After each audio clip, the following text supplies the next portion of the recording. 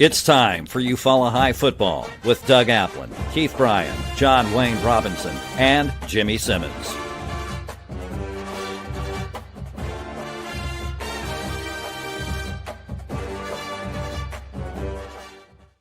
Good evening, everyone. Welcome to Troy, Alabama, and Veterans Memorial Stadium as the Tigers take on the Charles Henderson Trojans in a rare Thursday night affair between these two teams.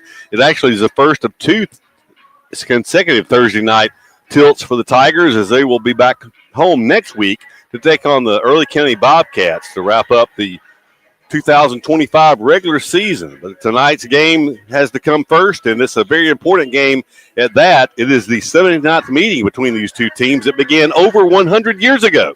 In 1922, October 27th, the first time these two teams played, a 38-0 victory by the Eufaula High School Tigers.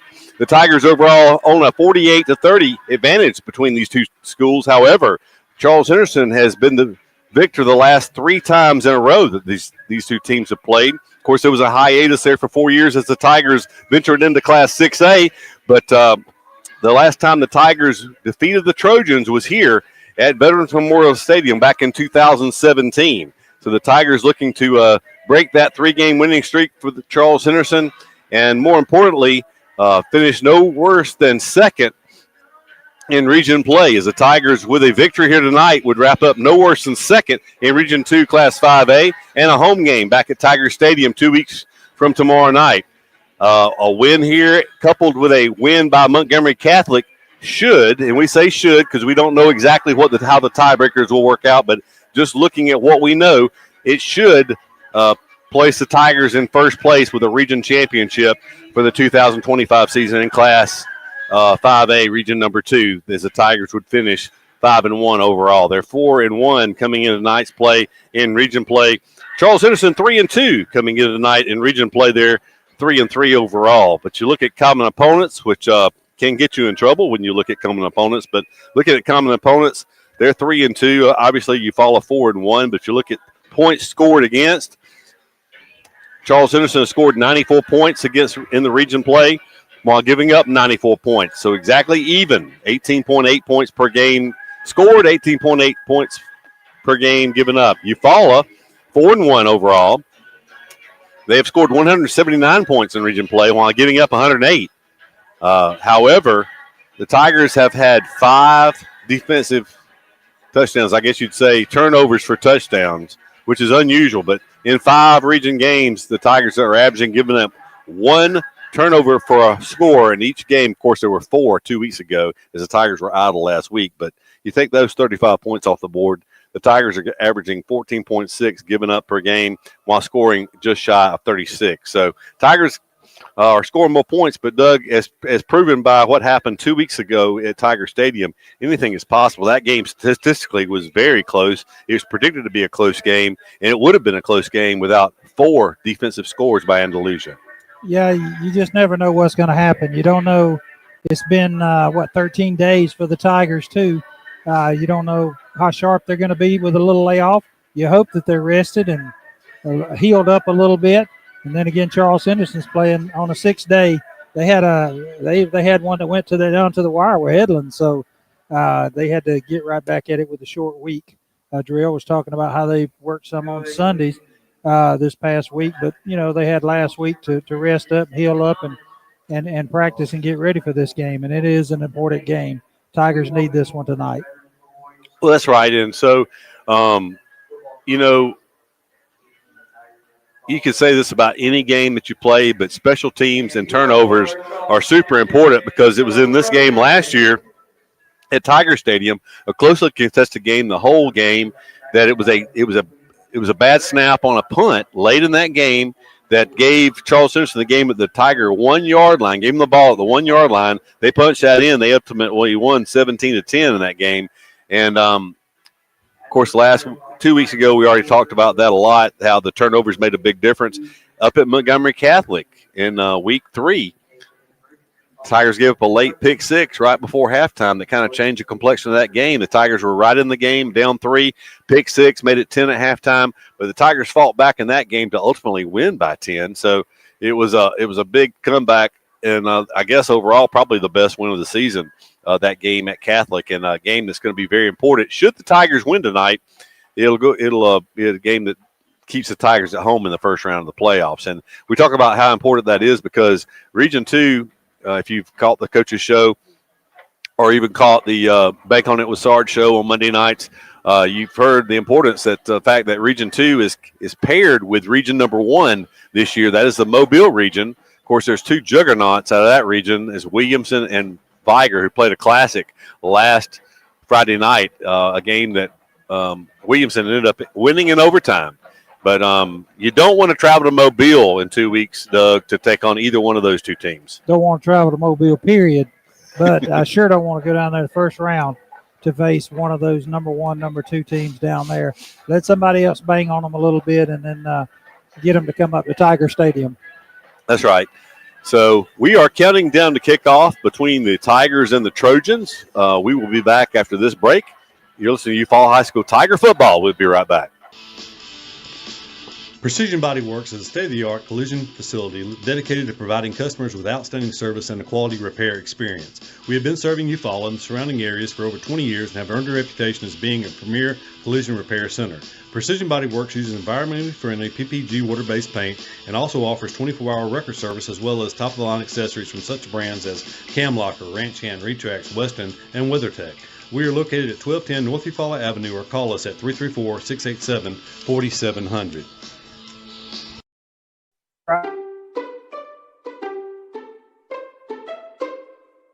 Hey Tiger fans, Daniel Pulley here, your local Chick-fil-A Eufaula owner-operator.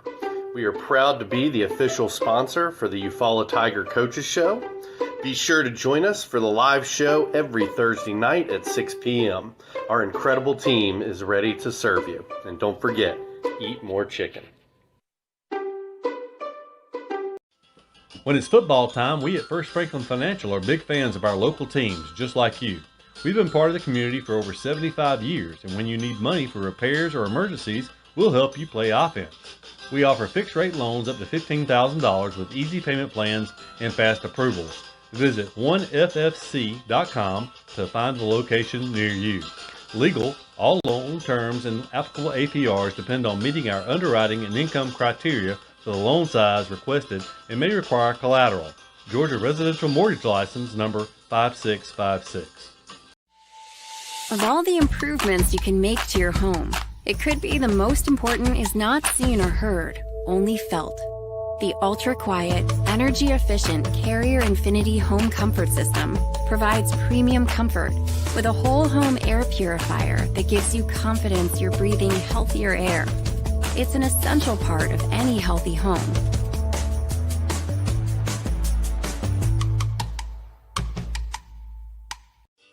With the world changing all around us, everyone needs to be covered by insurance. So give Eric Glover with the Glover Agency a call and talk with Eric about auto, home, life, or last week's football game. Whatever your insurance needs, let Eric talk to you about being covered. The Glover Agency is located at 145 East Broad Street, Eufaula, Alabama. Call 334-687-0358.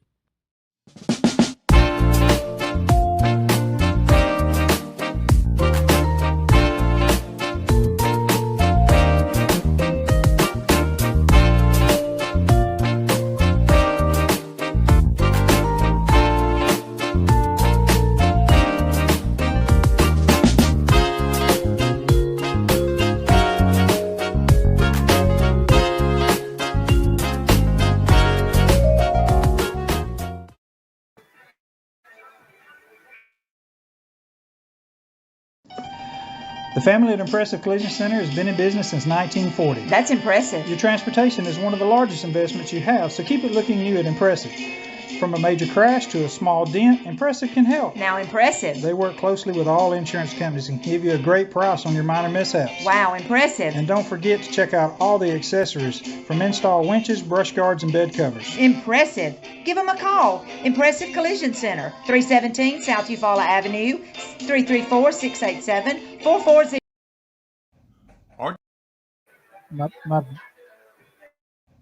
R.W. Wingate and Company is a full-service accounting firm and a supporter of Eufaula High Athletics. They are located at 102 North Orange Avenue, Eufaula, Alabama, but licensed in multiple states.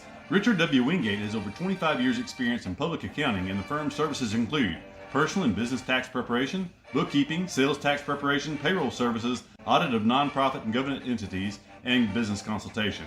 When doing extra is the point, contact R.W. Wingate and Company for your accounting needs. Veterans Memorial Stadium, as we're counting down the kickoff between the Tigers and the Trojans. As we mentioned, this is an important game tonight. The Tigers win this game, they will be at home in 2 weeks from tomorrow night in the first round of the Alabama High School Athletic Association playoffs. Doug, even you want to be at home in the first round, definitely, but it'd be much better to finish number one, because if you look at potential matchups in the second round, if you finish 2, and we have no control over that, Andalusia does. If they win at Montgomery Catholic tomorrow night, then they're the region champion. Simple as that. If they lose, if Catholic wins, it's a 3-way tie. And as we talked about, we believe that the tiebreaker would go to Eufaula. But if Eufaula finishes second, they would more than likely face UMS Wright in the first round at Tiger Stadium. And of course, UMS Wright always a tough out. But they would be coming to Eufaula, and provide the Tigers get by that game, which both teams come into this week's play, both at 5-3. So they're in that tough region. We know that 2 of those losses were to Williamson and Viger, and so but the second round game would be more than likely, barring an upset, you'd be traveling to Central Clay, who is 8-1 on the season. So not a favorable second round matchup if you finish number 2. If you finish number 1, then you more than likely host Citronelle. It'd be Citronelle or LaFleur, whichever one. They're both tied right now. They're projecting Citronelle right now. But if you win that game, then you host either Valley. Well, you either host Valley or you travel to Shelby County. If Shelby County were to upset Valley, and who knows on that one. But Valley is having a good season this year. They're 6-2 overall, 4-1 leading that region. So either one of those, you'd much rather be in that bracket, in my opinion, either going to Shelby County or hosting Valley than traveling to Central Clay. Now, I know different regions are, the strength in either one could be different. It's not apples and apples. But if you finish 3, you would go to a 1 seed? Yeah, well, no. If you finish 3, then you go to Viger. Okay. Provided Viger, who knows. And a 2. Okay, you were talking about a 2 and a 1. A 2 and a 1, yeah. So a 2, you go to either 3 or 4 look very favorable. You either go to Viger or to Williamson. So, and I guess the only way that the Tigers could finish worse than 2 would be to lose a game here tonight. And of course, anything is possible. But we talked about the turnover scenario. It was a special teams play last year that played really large in this game, and in this season, turnovers have played a large part when the Tigers lose. So, the Tigers got to guard against and take care of the football tonight. If the Tigers win this game tonight, if we don't have someone at the game tomorrow night updating Eufaula Tiger football broadcast on Facebook, we'll have somebody. If we don't have somebody there showing clips of what's going on in that game, we'll definitely have some updates on the Facebook page. Yeah. If you're not where you can't tune in or get any kind of live updates in that one, because if the Tigers could win here tonight, that game it does weigh big on what happens. So it'll be a fun night, and we'll see. So, but as far as I know, Doug, they have the rest of the year. I think WSFA maybe on their alternate channel. They normally broadcast those Catholic games, so there may be an opportunity to watch that game for people who have cable there in Eufaula or pick up WSFA. So,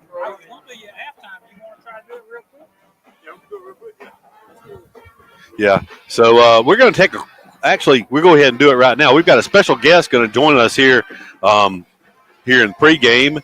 It's Eufaula's own Patrick Screws, who plays for the Troy University Trojans here in Troy.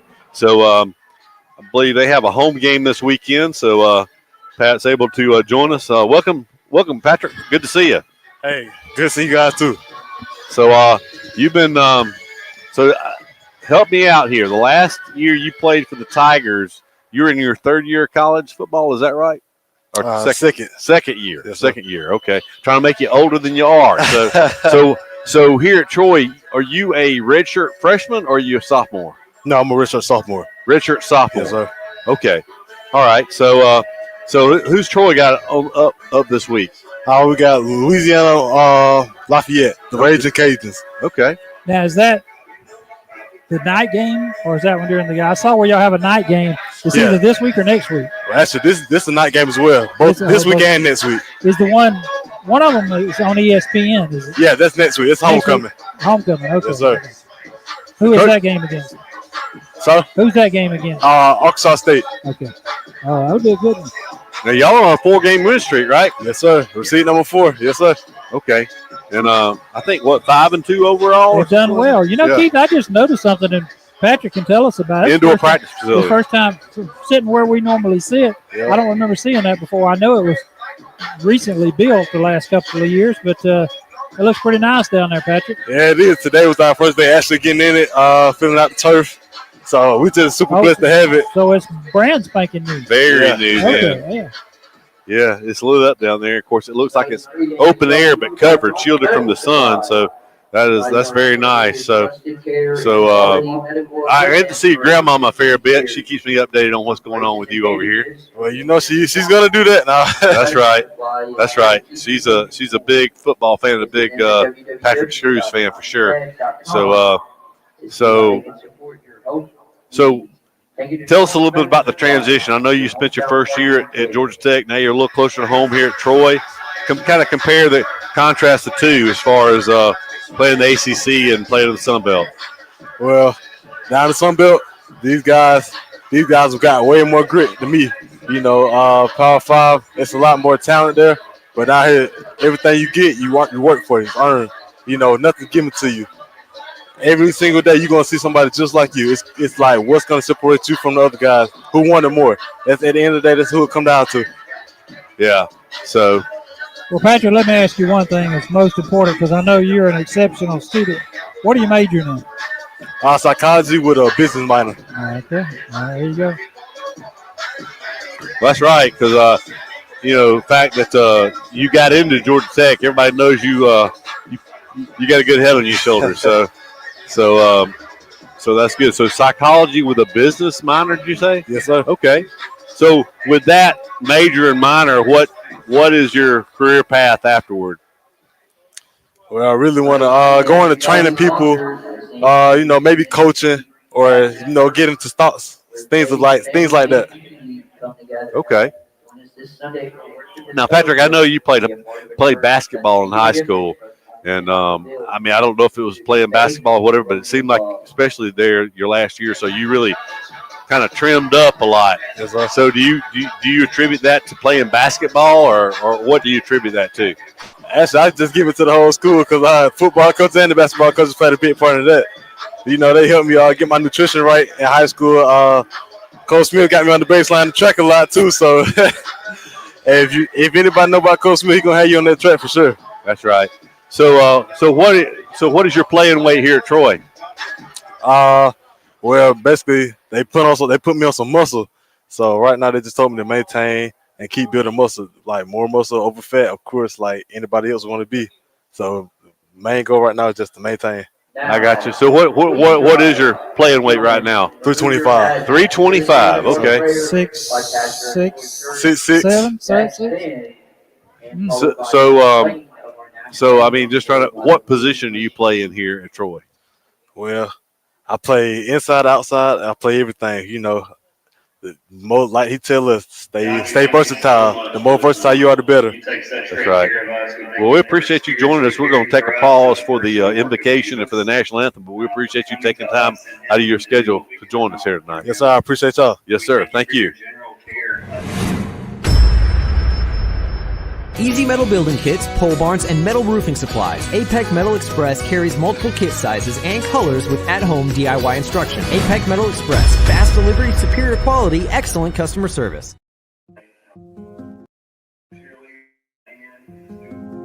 At Glover Funeral Home, family means everything. Owned and operated by Kendall and Caroline Hanahan Glover. We live by our motto, our family serving your family. We treat each family we serve as one of our own, providing care and support during your time of need. Our dedicated staff is available 24/7 by email, phone, or in person when you need us most. Glover Funeral Home is here for you because family always comes first. Since 1953, Flowers Insurance Agency has been protecting you and your assets with policies tailored to your specific needs. Whether it's commercial, personal lines, life insurance, or employee benefits, including your employer-offered health insurance, Flowers Insurance has you covered.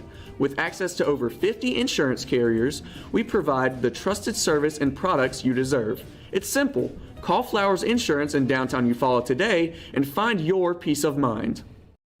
In 1983, the first mobile phone was introduced to the public by the Motorola Company, and that was the same year Pam Freeman started her State Farm business. For 40 years, both have saved time and money. Whether it's auto, homeowners, condo renters, personal articles, business, life, or health, Pam Freeman State Farm has been there for you. Call Pam's office and let Kathy Bennett help you with all your quotes and needs. You won't find a more helpful staff anywhere. Come by and see them at 322 East Barber Street in Eufaula or call 687-7034. Don't suffer in the summer heat. Benefield's Heating and Cooling in Eufaula has you covered. Locally owned and operated, licensed and bonded, we're your trusted Bryant Factory authorized dealer. And just like Brian says, we service everything we sell. So stay cool all summer long with Benefield's Heating and Cooling. Call 334-695-8039 today and be a cool cat this season. When it comes to professional gutter installation, Gutterman Dothan has you covered. Voted Best of the Wiregrass 7 years in a row, we provide top-notch gutter services across the Wiregrass area. Protect your home from rainstorms with our premium gutter systems designed to prevent foundation cracks and water damage. Trust Gutterman for expert installation, quality materials, and a beautiful, durable finish. At Sutton Heating and Cooling LLC, you get hometown service. Tanner Sutton and his team make you their priority. You can expect worry-free customer service from Sutton Heating and Cooling. Whether you're looking to upgrade your system or need 24-hour emergency service, Sutton is the name to remember. For your free estimate, call Sutton Heating and Cooling LLC at 334-695-7054. 334-695-7054. Sutton Heating and Cooling LLC. Hey, we're back at Veterans Memorial Stadium here in Troy. We're getting close to kickoff between the Tigers and the Trojans, and right now we want to take a timeout and pause for the Sutton's Heating and Cooling pregame weather report given to us by the Parkview Christian School kindergarten class. We are Parkview Christian Kindergarten. Tonight's temperature will be 68. There is no chance of rain. Hi, Mom. Go Tigers! 50, Taiwan, number 0, Atari Slaughter, and number 3, Jalen Parker. And your captains for the Trojans, Dalton Berry, Braden Uchi, and Wes Templin.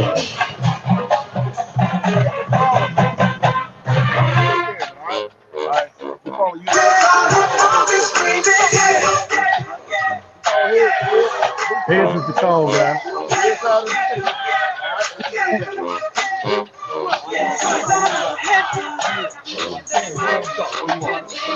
So Troy's won the call for in the first and the second half. So the Tigers will get the start on offense. Go and get that ball in the end zone, get a score and set the tone. I guess you heard that. Yep. So the Tigers on offense for the second consecutive game as they took it 2 weeks ago against Andalusia and drove it down the field in short order to score and take a 7-0 lead. They held Andalusia. Looked like they were going to go up 2 scores before the pick six kind of changed the whole complexion of the game. So now while we're getting close to kickoff, we've got time. We'll try to run through the starting lineups. We got the starting lineups, and the first one we had a special guest wanted to introduce Coach Jernigan. We'll play that one first. The head coach Super Bowl champion Jarrell Jernigan, the baller from Eufaula.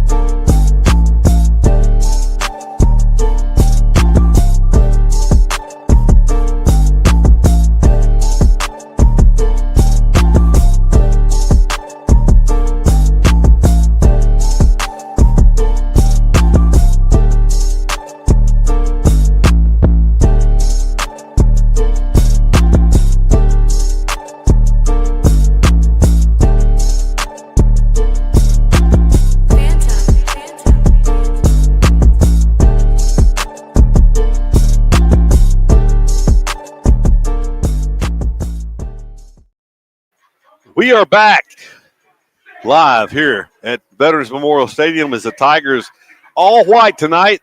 White jerseys, white pants, red numerals, red headgear. Troy, all blue uniforms, blue pants, blue jerseys, orange numerals, white headgear. So the Trojans and the Tigers about set to kick off here from Veterans Memorial Stadium. We are a good distance away from the field here, being a college stadium, so back deep for the Tigers is going to be Jarrell McCray. And surprise, surprise, Doug, it's going to be Jalen Wright back deep again for the Tigers. Good to see him back, though. Healed from the injury a couple of weeks ago, apparently. And don't holler at the cameraman tonight. We're running one man short. And Yeah, that's what I was going to say. Our partner, Charles Irvin, and Miss Cindy, still on extended vacation, should be back for next week, though. Ball's in the air. It's going to come down. Jalen Wright from the 14-yard line, right up the near sideline. He's going to cross the 25. He'll be spun down around the 28-yard line. Maybe the 29 is where they'll spot him down. So 1st and 10 Tigers from the 29-yard line. Just underway here from Veterans Memorial Stadium. Doug, it was a fast start for the Tigers 2 weeks ago. Of course, it did not hold up. Hopefully the Tigers can get off. It's even more important tonight being on the road here at Troy. It's going to be interesting. I'm sure Troy's going to come out with a big front. They're going to try to stuff the Tigers and put pressure on them, same way Andalusia did in that third series. They're going to put as much pressure on Jalen, see if he's healthy. It will be the junior, Perry Denard, in the backfield, flanking to the right. Tight formation for Eufaula. It's going to be a quarterback keeper by right. He just tucks his head, runs a quarterback power off right tackle. He'll pick up 3 yards to the 32-yard line, bring up a 2nd down and 7.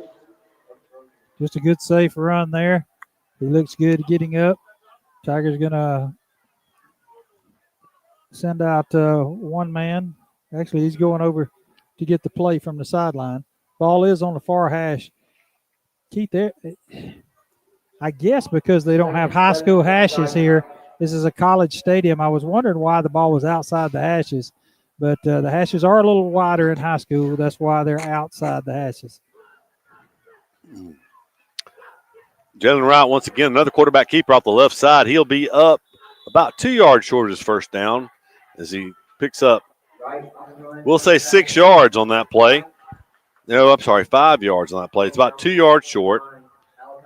So the ball just short of right at touching the 27-yard line. 1st down would come at the 29. So you had 3 yards, you had 5 yards, Keith. Would you just keep powering it here? You know they're going to walk up on the line. Yeah, I think I would do whatever I thought was the best opportunity to pick up this first down and go ahead and notch a first down. The head official just stopped everything. He's showing a big interest in our huddle. He's going to send off number 63. We're going to have to bring in another lineman as he'll start the clock. The Tigers already have one new starting lineman tonight as Jackson Renfro is not on the field to start the game tonight. Heavy set to the right.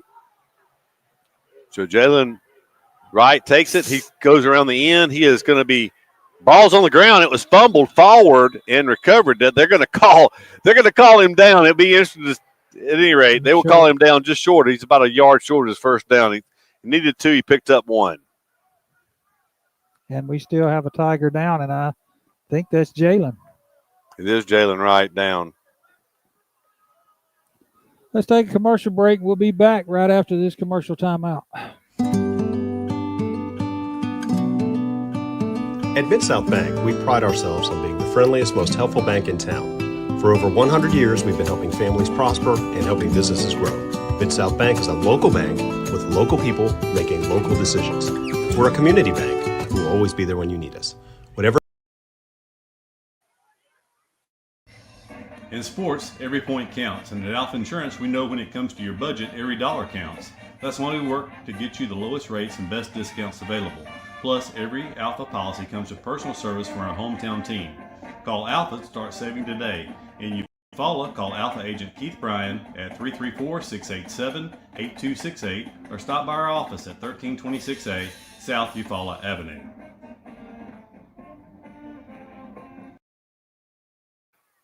So we're back at Veterans Memorial Stadium. It's 4th and 1, and Malik Lynn is in the game. Tigers apparently going to go for it here on 4th and 1 with their sophomore quarterback coming in. And Jalen Wright is just now passing the high school hash mark, Doug, going off. He is walking very slow, but he is walking under his own power. So that's a good thing. Yeah, I don't think we're going to see him back tonight the way he's walking off the field. It's not a good sign for the Tigers. 10:23 to go here in the first quarter. Big play already, 4th and 1. Shotgun formation, and there was movement by the left tackle, Doug, and that will change the decision. It's going to be a 4th down punting situation. That might have worked out as a break for the Tigers. It was 4th and a yard, Doug, but tough situation to bring a sophomore quarterback into at your own 28-yard line. Yeah, and shotgun formation. That's a lot to ask for. 4th and 6 for the Tigers. So 4th and 6, first penalty of the night. 10-16 in the first quarter. The Trojans look to get good field position here as they held the Tigers 3 and out. A good snap to Alvarez. He'll get the punt away from the 21-yard line. A booming punt. It's going to be hit, but it takes a neutral, actually a Trojan roll, and it hit about the 30-yard line, took about a 7-yard roll backwards, and is going to be down to the 37-yard line. So that's where Charles Henderson will take over at their 37-yard line. Well, the defense is going to have to keep the Tigers in it tonight. Jalen's he's an awful lot of our offense, and to lose him in the first series in a game you really need to have, it's going to weigh heavy on the defense. Pistol formation for Charles Henderson, starting at the 37-yard line. Going to hand off to the single back, and he's met there in the backfield. They're going to give him a yard on that play. Certainly didn't look like he got past the line of scrimmage at all, but they give him a yard gain. It'll be 2nd down and 9.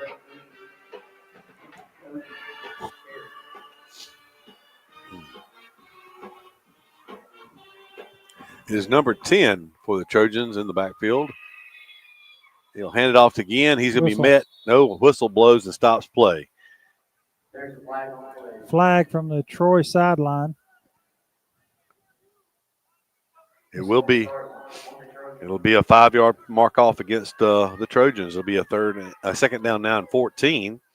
Quarterback is Kellen Stewart. He's a 6-foot, 170-pound junior quarterback. The tailback is Joshawn Daniel, a 5'9", 185-pound. Listed as a freshman starting tailback. There's a snap. They hand it off to Daniel, looking to turn the right side. He is hit. He's going to fall forward, though, and pick up 4 yards. It'll be 3rd down and 10. Well, last year the Trojans were able to hurt the Tigers with a lot of pass plays, and they're sending in extra receivers right here, Keith. So we'll see what this junior quarterback has. So now they flank Daniels to the left side. Daniel to the left of the quarterback.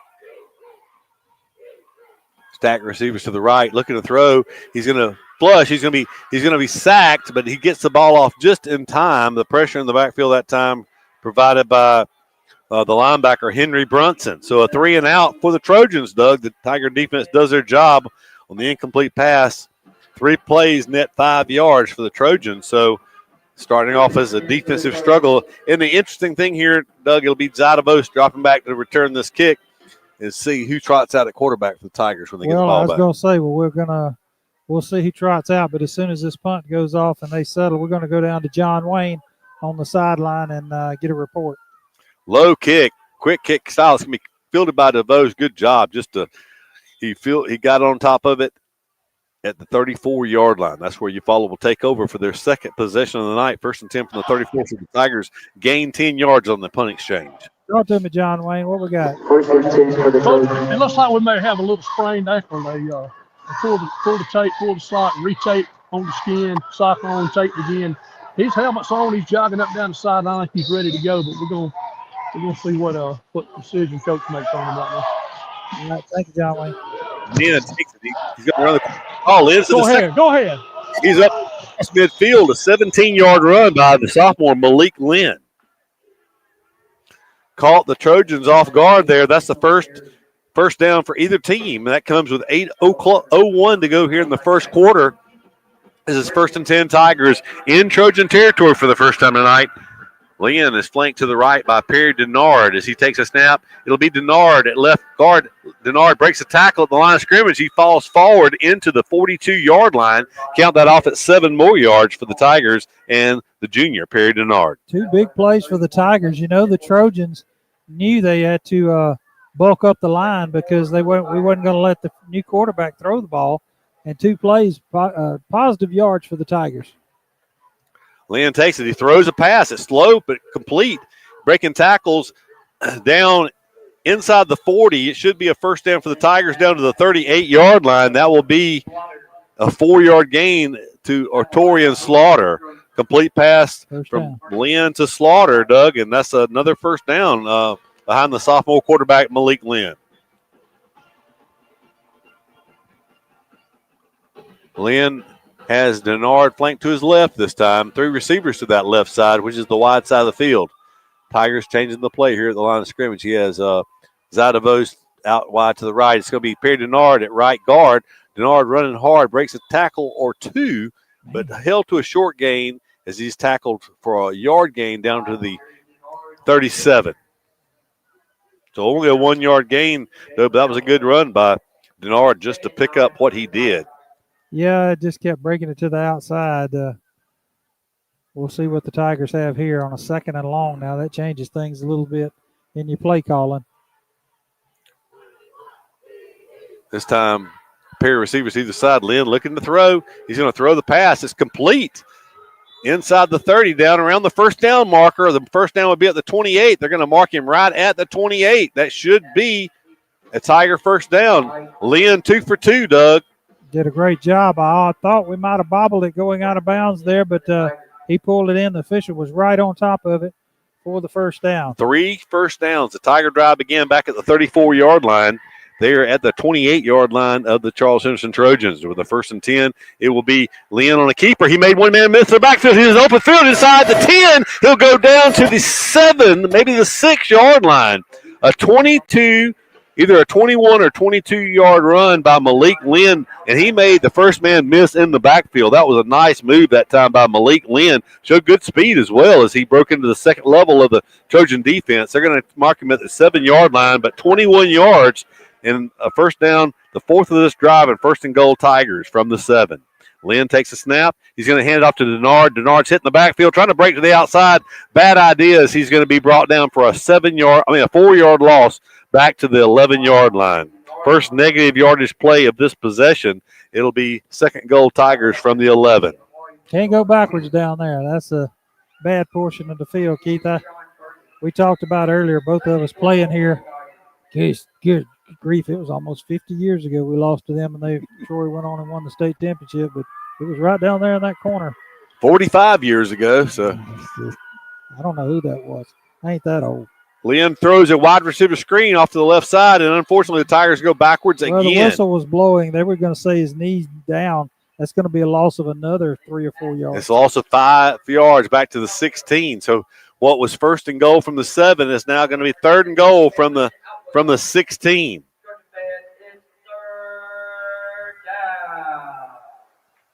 So, Doug, you don't want to, from here, looking at the field goal situation, it would be a 30-yard. No, I'm sorry, it would be about a 35-yarder from here. Cooper Wingate hit a 38-yarder last week. Lynn drops back. He's going to throw it. It's intercepted. Middle linebacker dropped back into the zone and baited the quarterback into the throw. It's intercepted down at the 3-yard line, returned out to the 17. So we talked about turnovers in the pregame. The Tigers give up the first one of the night. It doesn't go for points, but it prevents points, keeps points off the board for the Tigers. Well, you wanted 6, but not having those 3 could be huge later. And at least it wasn't a pick 6 this time, Keith.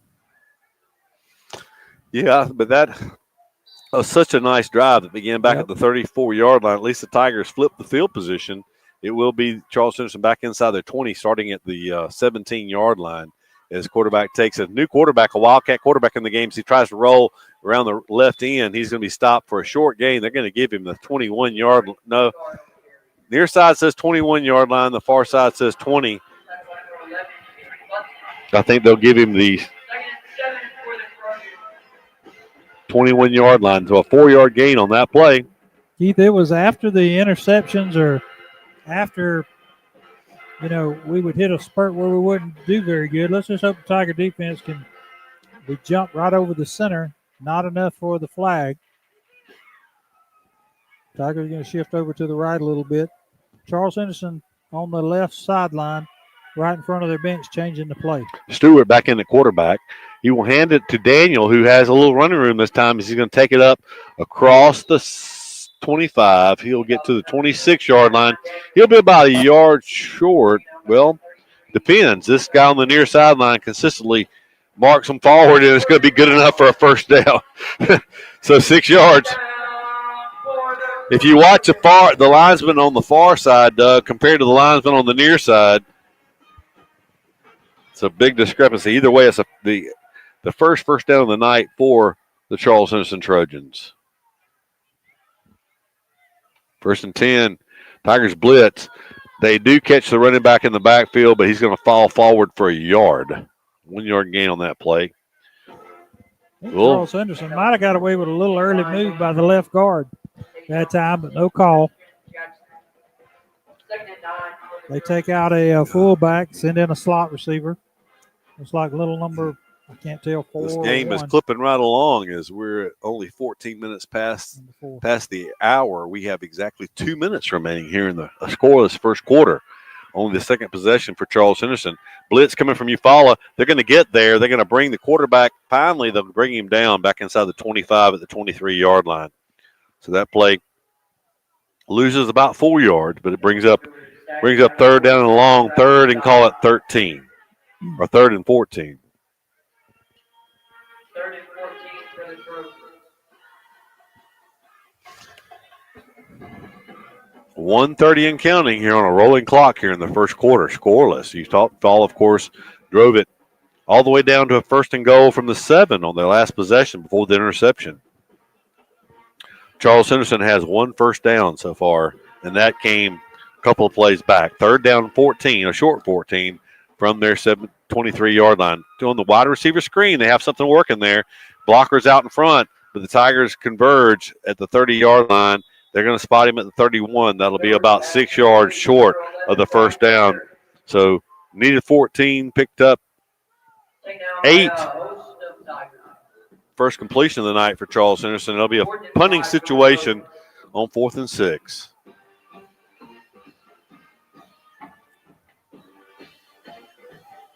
Keith, in a game that both sides have to have, I don't think they would do it deep in their own territory here, but watch for both sides to pull out all the stops tonight.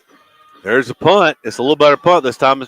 DeVos peels it at the 35-yard line, makes the first man miss, takes it across the 40, takes it to the 43-yard line. So an 8-yard return by Zai DeVos. That stops the clock with 23 seconds to go here in the first quarter, and it'll be the Tigers on offense for the third time tonight, Doug. They are sort of we're only 50 miles or so down the road from Montgomery. They're getting this ball game it's clipping right along, sort of like you see at Crampton Bowl, as we're near the end of the first quarter. And if it's a running play, this will be the final play of the first half. No, it's going to be a pass from Malik Lynn. So complete to Zai DeVos at the 50-yard line. That's going to be a completion of 7 yards, but he stays in bounds. That keeps the clock rolling. So Lynn. A lot of confidence there, coaching staff, to let him go right back to the pass. Yeah, I mean, the last pass was intercepted. They come out on first down, and they threw it. That will be the final play of the first quarter. We'll go to the second quarter with the Tigers with a second down and 3 from midfield. You'll see Eufaula High School Tiger football. We'll be right back. Hey, give me the chip. I need the championship. Wait, we got a dream. Next to the team. Yeah, we can handle it. Wait, as soon as I go and I step in arenas, they call me the champ. They know what it is, know what I do, know who I am, who don't understand. Yeah, that's overdue. My trophy say that's overdue. My ring said to be immortalized. Yeah, they know it's true. They couldn't walk a mile or even fit into my shoes. Still, I got a lot to prove, but for all that we've been through, this overdue. This ain't done. Looking for legal help you can count on right here at home? At Robertson Law Firm in Eufaula, we're your neighbors, and we're here to make life's challenges a little easier. Buying or selling property? We'll guide you through every step. Dealing with probate or estate matters? We'll walk alongside you with care and compassion. And if you've been injured, we'll fight to get you the compensation you deserve. Robertson Law Firm, trusted legal advice close to home. No representation is made that the quality of the legal services to be performed is greater than the quality of legal services performed by other lawyers. Back at Veterans Memorial Stadium, the Tigers turn around and heading to our left now on the second down and a short 3 from midfield. Lynn remains the quarterback. He'll take the snap. He will deal it off he keeps it. Lynn coming around the left end, and this time he is hit hard right on the hip, and he is slow to get up. He loses a yard on the play back to the 49.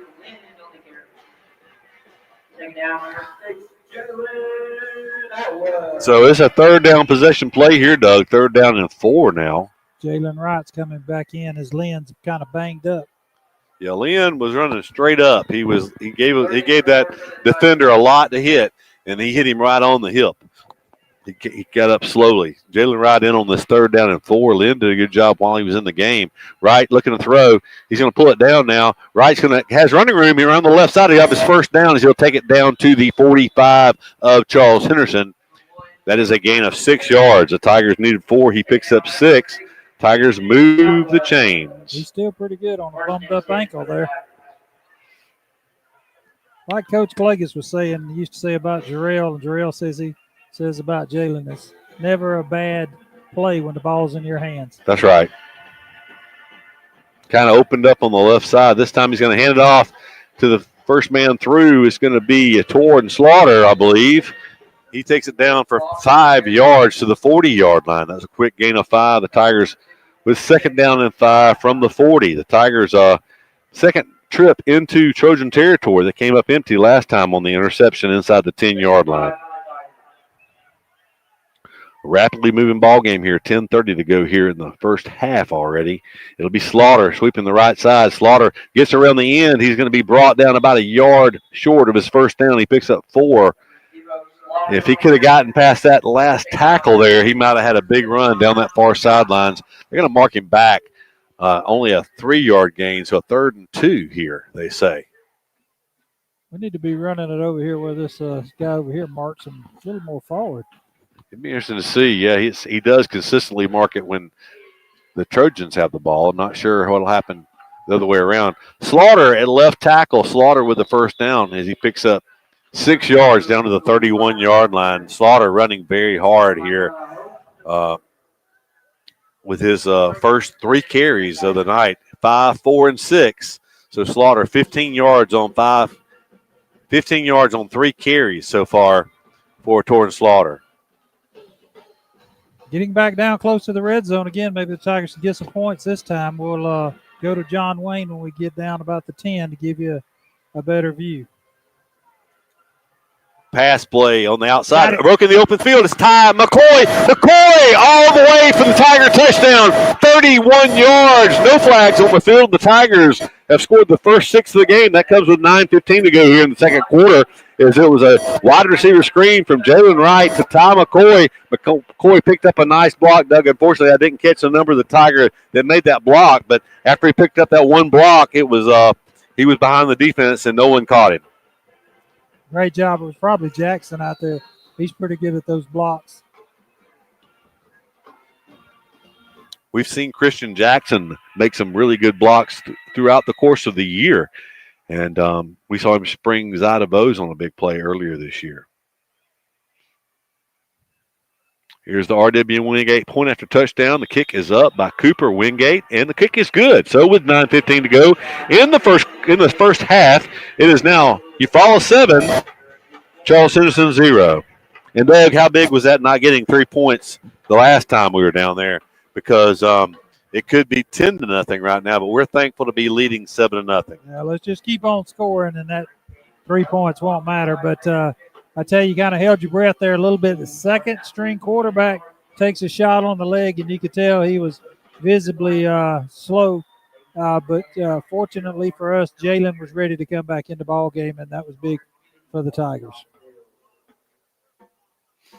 So a very nice drive that time, Doug. It was a 2 for 2 were the Tigers through the air, 2 pass completions for 38 yards. Overall, it was a 57-yard drive that took 7 plays. And 3 minutes and 8 seconds off the clock. So, nice touchdown drive for the Eufaula Tigers. Wingate's got it teed up. Looks like a little bigger field when you're way up here. It does. In the high, but Wingate, he's very capable. It's the same size field, of course, of putting it in the end zone, and let's hope he does take away the return. Foots down. It's kind of a squib kick that's going to be fielded, though, at the 20-yard line. In a good coverage that time by the Tigers. They bring him down, Doug, at the 32-yard line. That was a really good job of coverage because it was a low line drive kick, kind of a squib kick, but it never got on the ground. And it was fielded cleanly at the 20, but only a 12-yard return. Sorry about our little camera here sometimes, folks. I'm so used to Charles handling everything, I forget to turn it sometimes. I got extra duty tonight. And this table that we're on is a little wobbly, so we're doing the best we can. Handoff in the backfield. Daniel able to pick up a yard as he broke a tackle in the backfield. Yeah, it looked like trying to get the number 17 maybe that slanted in from this side real hard, caused trouble in the backfield. Second down 9. They'll take it. They'll handle it to Daniel once again. And once again, there's pressure in the backfield coming in from the outside, Doug. And it was number 10 that time on the tackle for Eufaula. That will be Christian Jackson making the stop for Eufaula. Well, hats off to that 3-man front, Keith, with Renfro out. I hadn't seen him in there very much or at all.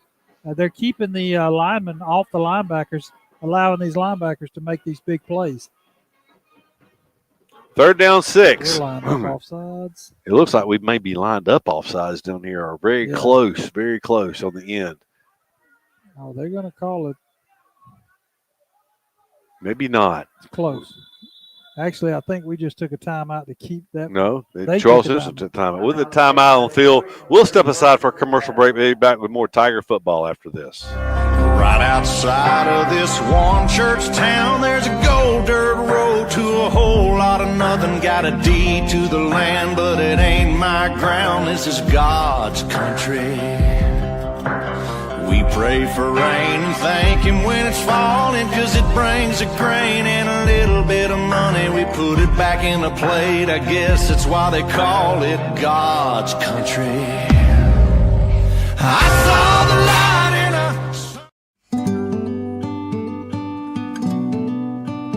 At Mid-South Bank, we pride ourselves on being the friendliest, most helpful bank in town. For over 100 years, we've been helping families prosper and helping... Back at Veterans Stadium, where they took a quick commercial. We'll cut that one short. All right. Get back to Mid-South Bank here in just a minute. Yeah, they've cut Mid-South Bank twice now. Yeah, these officials have something. They must have to go to work tomorrow. 3rd and 6 from the 36-yard line of Troy. They drop back, looking to throw. Daniel settles it down the sidelines. It is going to be intercepted. So the Tigers come up with their first interception defensively. It's Tywan Turner with his 3rd interception of the season, maybe more, but I know at least 3 because he had back-to-back games with interception earlier this season. So that's at least his 3rd of the season. That's at the 41-yard line. Tigers back in good field position with 7:51 to go in the second. Well, it's good news for the Tigers as he just did a good job of using the sideline, staying in his pocket. Interception. Bad news is I missed it on the camera, Keith. I'm sorry. We're going to have to give Charles a raise. He's pretty good at this. Jalen Wright back in at quarterback, hands it off to Torrance Slaughter. Slaughter popped through the line quickly, but then he was met after a 2-yard gain. Taken out by Oaks. In there for a minute, just got him back. There is a flag on the play. It was thrown in the middle of the line. We'll see what that flag is. It was right around where the tackle took place. It was a late flag, personal foul against Charles Henderson. So that personal foul penalty will give the Tigers a first down into Trojan territory. As they mark it off, you felt like it probably was on the tackle. You felt like it might go against the Trojans there, but you never know until you see the actual call. Big penalty for the Tigers. Moves it down after the interception.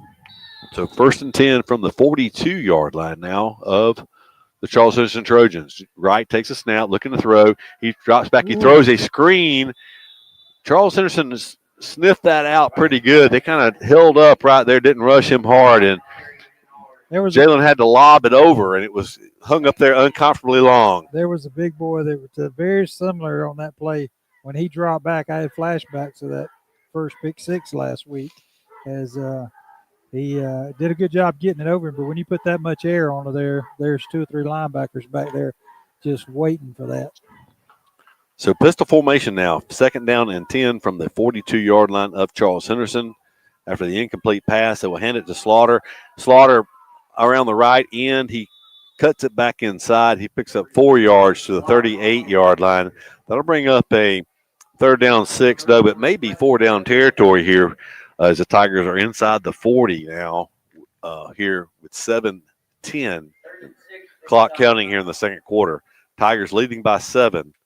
7-0. But Slaughter has got a lot of spring in the step tonight. So far, 2nd down and 6 from the 38. Wright will throw a fade route down the sidelines. He has a man there, and what a catch! What a catch! He was interfered with. The flags came down, and it was Zy DeVos making an outstanding catch down at the 16-yard line. Unless that flag goes against Eufaula, that would be a 16-yard reception. I don't see that one going against Eufaula. He didn't do anything but leave the line of scrimmage and run flat out. He didn't even make the contact. 22-yard reception. Check that. So a 22-yard reception, that penalty is going to be declined. In the red zone.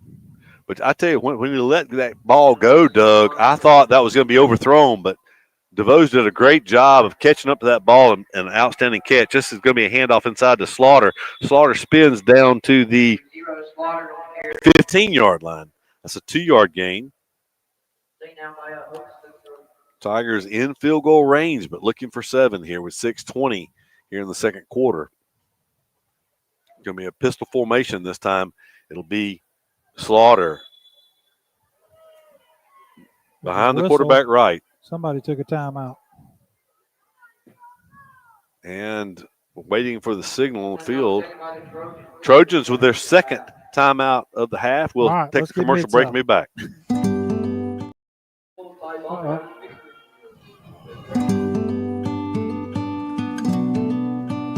At Mid-South Bank, we pride ourselves on being the friendliest, most helpful bank in town. For over 100 years, we've been helping families prosper and helping businesses grow.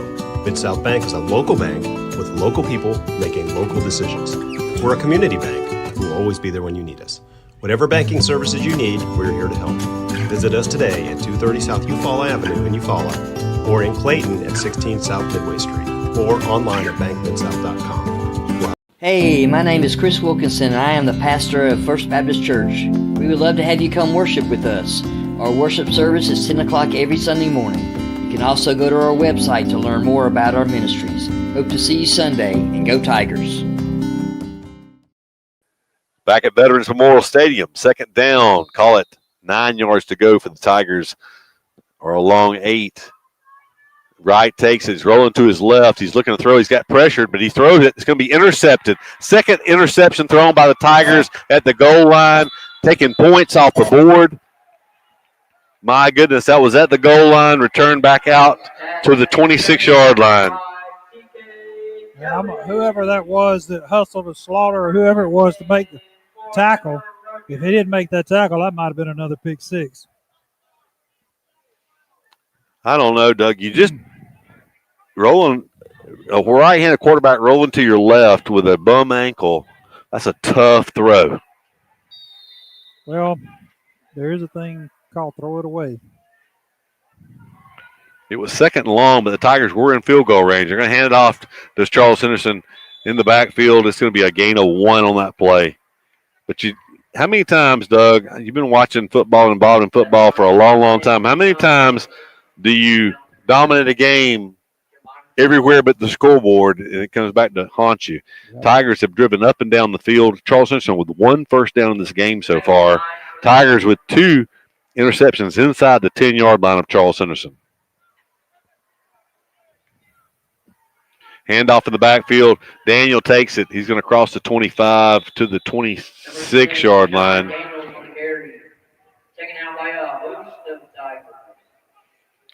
So it will be 3rd down and 6. Still time left in this first half for the Tigers to get the ball back if they hold Charles Henderson here.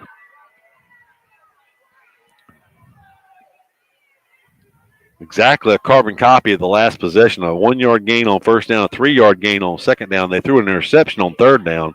We'll hope for the interception here if they decide to put it in the air. Quarterback drops back. He looks. He throws it. It's popped up in the air. It's going to be caught, though. It's incomplete. Almost intercepted, but then almost caught by Charles Henderson. So it will be 4th and 6 now after the incomplete pass. The incomplete pass will stop the clock there for the Tigers. Give them a chance to have some little over 4 minutes left when they get this ball back. Actually, should be 4.5 minutes with the clock stopped here. Yeah, and maybe can make something happen. They've moved the ball pretty well every time, but just kind of shot themselves in the foot twice now. Zai DeVoe stands at his 45-yard line. The left-footed punter punts the best one of the night as DeVoe catches over his shoulder at the 34-yard line, turns it upfield. They're going to throw up a flag blocking in the back behind the play that will back the Tigers back up to around their 25-yard line.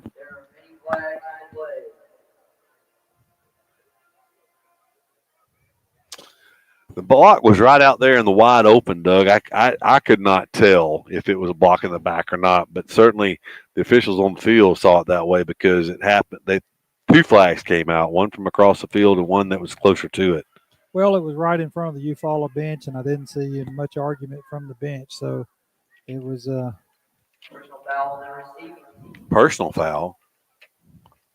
Yeah, he's marking. He actually went back to the spot now, marking way off, so he went back to not where it was returned, but from where it was caught and marked off the penalty. I thought worst starting field position of the night from the 23-yard line of Eufaula. 4:27 on the clock here in the second quarter. Eufaula still leads by 7. They've driven the ball. The last 3 drives have ended up deep in Trojan territory. Handoff to Slaughter up the middle. He'll cross the 25 to the 26. It's a gain of 3 on that play.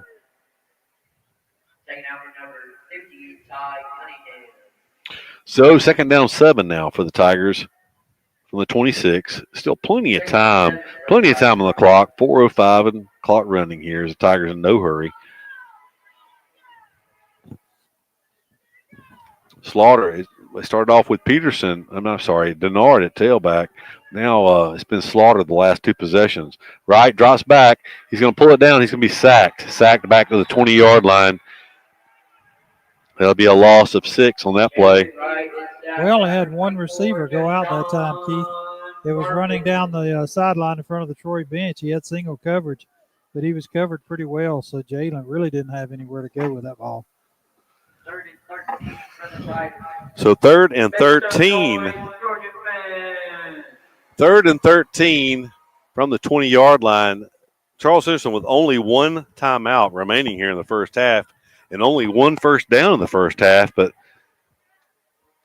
at this point, on 3rd and 13 from the 20, what will the Tigers do? They will put it in the air, apparently. Jalen Wright pulls it down. He throws a short pass. It's complete. They say it's incomplete. Yeah. So it's going to be a 4th down, a 3 and out, Doug. The Tigers went 3 and out to start the game and punt it from their own 20. And they're going to leave a great field position for the Trojans in a half that the Tigers have really outplayed the Trojans. The Trojans are going to have a chance to go in tied here in this ball game. Turnovers, Doug, have been a problem all season long for the Tigers, and I don't know what you do to rectify that, but Tigers are going to shift over. Surely they will not fake this. 3rd and 13. Alvarez gets it away. He punts, gets a big leg into it, and if it'll take a Eufaula bounce, and it does. It really changes his field position as it rolls down inside the 25 to the 24-yard line. Doug, that is a over 50-yard punt because it was from the 20-yard line. It rolls all the way down to the 24, so that's a 56-yard punt by Alvarez. Keith, it was effective, and it was different, but I don't know that I want us to do it again because one of Troy's guys, if he would have not been a little confused and came hard, he could have probably blocked that. So now with 3 timeouts remaining, the Tiger defense, if they can hold the Trojans, they might get the ball back for the Tiger offense here for one more chance before halftime. 2:48 to go here in the first half. It's a 7-0 game if you tuned in just now tuning in. Tigers have moved it up and down the field, but they've only cashed in 1 time. They hand it off in the backfield. It's going to be a loss of yardage back to the 21-yard line. That play loses 3 yards. Tigers do not take a timeout here, but I did see Coach Jernigan look up at the clock, so don't be surprised if he has an opportunity. He might take one here in a second. Yeah, play only lost 2 yards. They gave him progress out to the 22. So second down and 12. 2:15 and counting. Still 15 seconds on the play clock. They may try to take this play clock on down, but they don't. They snap it with 9. Quarterback's going to throw a pass. It's going to be complete. That'll be a first. No, it'll be just shy of a first down. So that's why you don't use that timeout, Doug, because play picks up 11 yards. A nice out route that time and a very accurate throw by the quarterback will bring up a 3rd and 1 as clock is stopped on the out of bounds play with 2:01 to go here in the first half.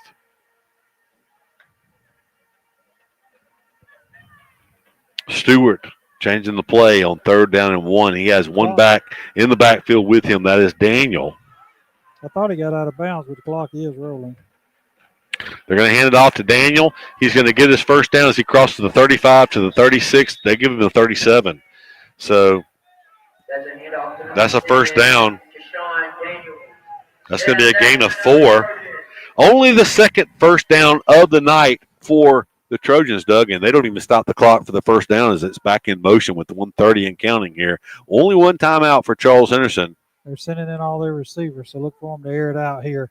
For the last Maybe the 20. Tigers can come up with a turnover here. It's already thrown one interception at the Trojans tonight. They're going to hand it off.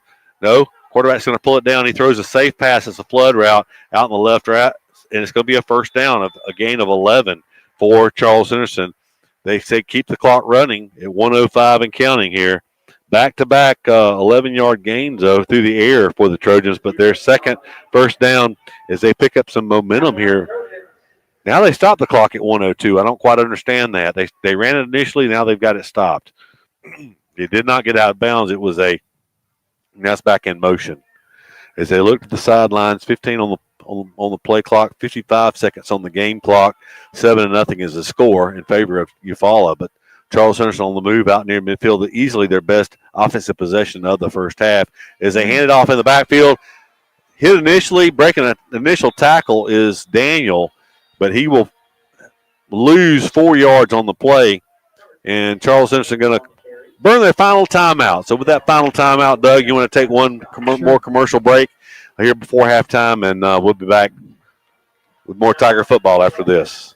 At Sutton Heating and Cooling LLC, you get hometown service. Tanner Sutton and his team make you their priority. You can expect worry-free customer service from Sutton Heating and Cooling. Whether you're looking to upgrade your system or need 24-hour emergency service, Sutton is the name to remember. For your free estimate, call Sutton Heating and Cooling LLC at 334-695-7054. 334-695-7054. Sutton Heating and Cooling LLC.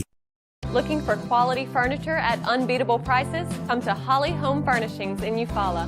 From cozy living room sets to stylish bedroom suites and modern appliances, we've got everything you need to make your house feel like a home.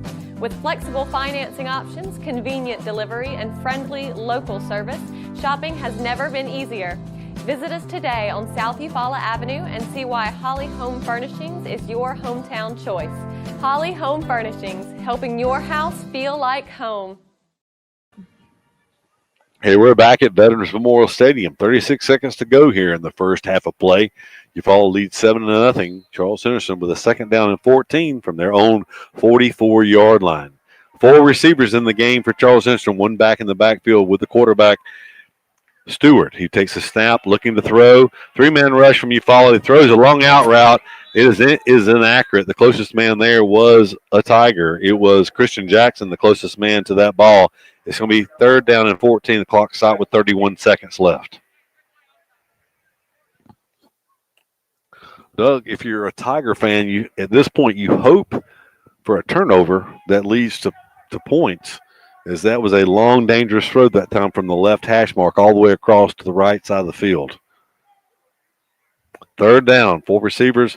Tigers bring a blitz this time. They throw a wide receiver screen. He is caught in the backfield, fighting for yardage. He's going to be tackled for a 1-yard loss. You'll see the Tigers use a timeout here, though. That'll stop the clock with 23 seconds left. And the Tigers will burn the timeout, forcing the 4th down punting situation for Charles Henderson. Just keep it right here. We'll go down to John Wayne and see what he's learned on the Eufaula sideline if we don't catch him off guard. John Wayne, what you got? Timeout taken by Eufaula. This speaker stopped hollering at me. Man, my signals down here ain't real good. I have to stay in a certain spot to be able to continue to hear you because it comes and goes. It dropped one time. But, just like we've seen, the Tigers have dominated this half, but turnovers have not gone in our way. And so, you can't tell it by the scoreboard. And with Wright hurt, and I'm going to ask Coach this too, with Wright hurt, it's time for some other kids to step up and become leaders and determine if they want to win this ball game and go a little further or not. Now, Malik Lynn looked like he went off a little slow after the big hit he took when Wright came back in. How is he? They're standing here throwing the ball with each other, him and Wright. He looks fine to me. He's not limping or anything. He's getting good step back, getting good push off on his passes, so he looks fine. Him and Wright are both standing right here throwing the ball together. Okay, good. We appreciate that. We'll come back to you later. Zadavo standing in his 30-yard line to return this punt. The punt is in the air. It's going to be a shanked punt off the side of the foot. It's going to hit. Takes a Charles Henderson roll, clock continues to roll as it goes out of bounds at the 20-yard line. That'll stop the clock with 16 seconds left here in the first half. Tigers may just be content to go to the halftime with a 7-point lead with 16 seconds left. It'll be at the 21, they say.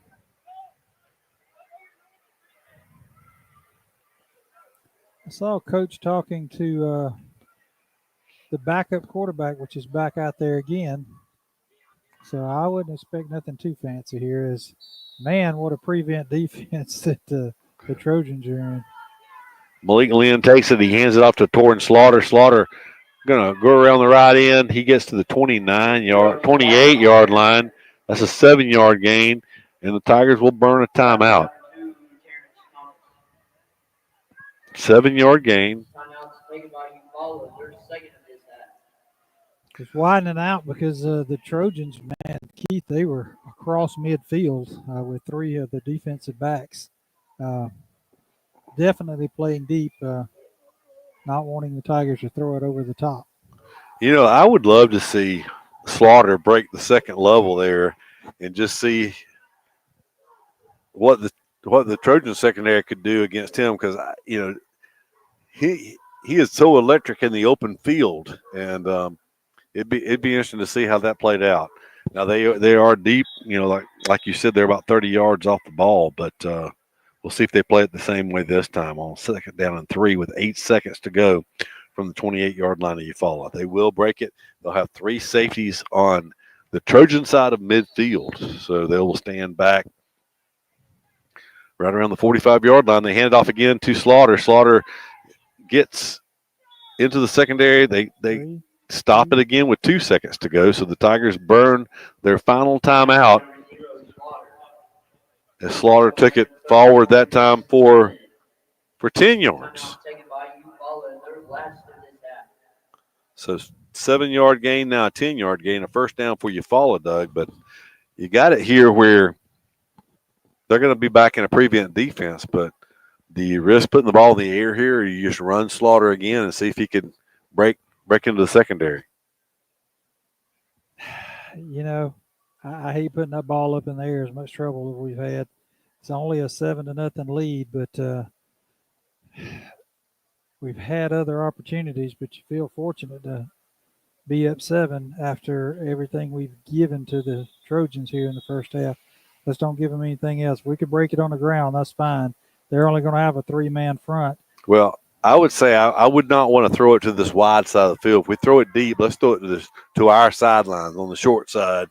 Instead, they're going to hand it off again, and that will end the first half as he goes out of bounds at the 47-yard line. That's a 9-yard gain. If nothing else, it pads Slaughter's stats. He picks up 26 yards on 3 carries, and that'll be halftime as we'll step aside for the halftime intermission. Eufaula lead 7-0. It'll be Charles Henderson with the ball to begin the second half. We'll go down to John Wayne for a sideline report and some word from Coach Jernigan. Guys, I'm waiting on. I see Coach coming now.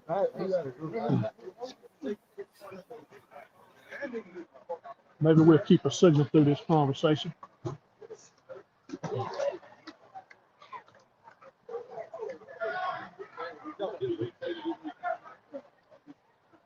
Hey, Coach. What's going on? Coach, Tigers pretty much dominated that half, but turnovers, the scoreboard doesn't reflect that. I mean, we could very easily be up 21-0 right now. Quarterback banged up a little bit. It's time for some other players to step up and become leaders and play some Tiger football, and let's push this thing over the goal. Yeah. Like you said, we dominated the first half up front. You just got to eliminate turnovers. And that wasn't all the quarterback receivers start running on the one route. And young quarterback, he's been playing good. Guys that one turnover on the interception throw right there. But he just got nerves coming in. We got to throw on. We got to throw that line. Right. Malik took a pretty good hit, too. He seemed to be okay now, though. Yeah, he did. But that play designed to go inside. He stayed inside. He'll take that hit. Go get him, Coach. Yes, sir. All right, guys, we got it. Tigers are going here, make some adjustments, come out and take care of business. We appreciate that, John Wayne. Yeah, you know, Doug, we just hope that doesn't come back to bite the Tigers. I mean, you get it down deep 3 times and come away with 7 points. It just normally is a bad omen, but Charles Central will have the ball first. that first possession of the second half will really dictate kind of how things go if the Tigers can come out and shut them down. But one thing, if you look at game trends, Charles Henderson did move the ball well the last possession, the best they had been doing all night. So adjustments will be made at halftime, and whoever does that best will win this Region 2 Class 5A matchup here between the Trojans and the Tigers. We'll be back after this. Since you and I are doing double duty tonight on this, I'll tell you what we're going to do. We're just going to total up some stats that you kept in the first half, and we're going to let the audience listen to the Eufaula High School Marching Band. I'm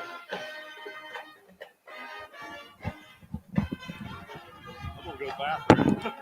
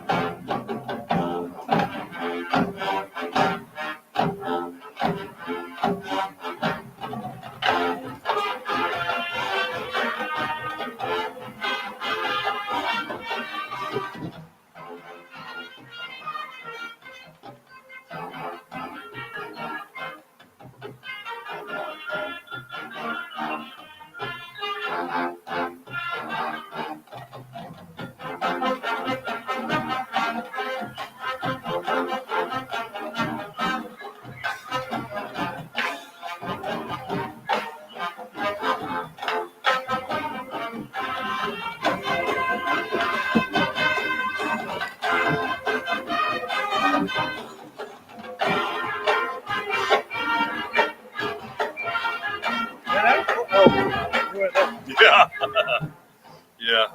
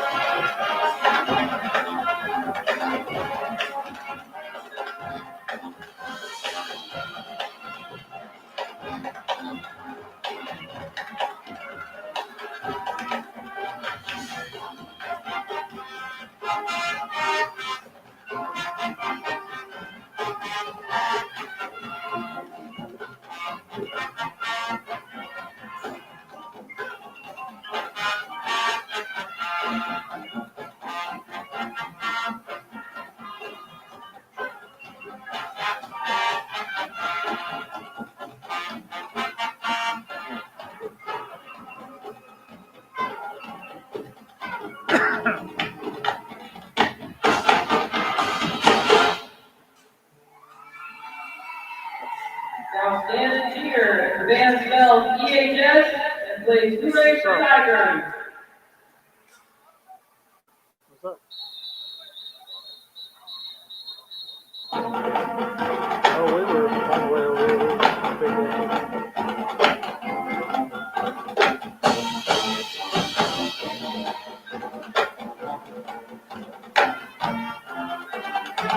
Yeah, we're going to put 2 in the second.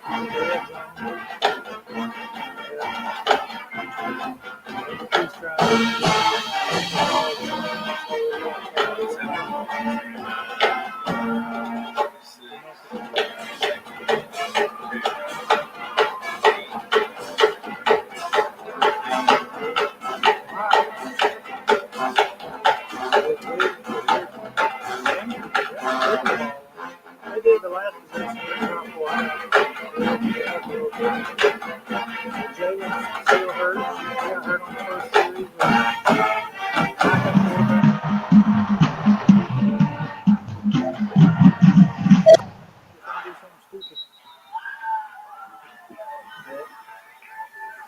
All right, so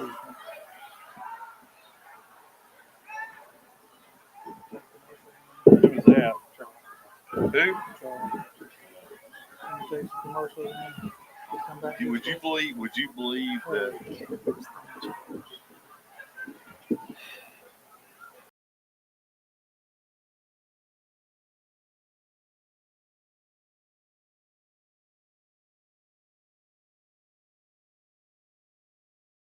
Principals is a bathing and Charles Simpson Middle School principal is Townsend. He probably presents tonight's show. How's our picture model?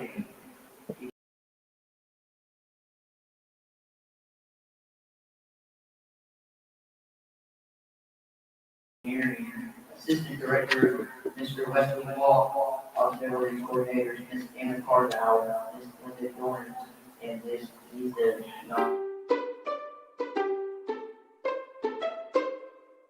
Hey Tiger fans, Daniel Pulley here, your local Chick-fil-A Eufaula owner-operator.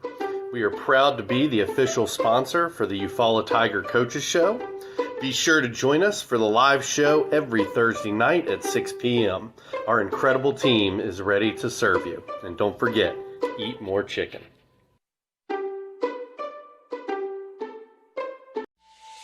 Of all the improvements you can make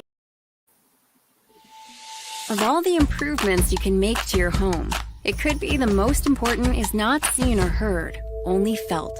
The ultra-quiet, energy-efficient Carrier Infinity Home Comfort System provides premium comfort with a whole home air purifier that gives you confidence you're breathing healthier air. It's an essential part of any healthy home.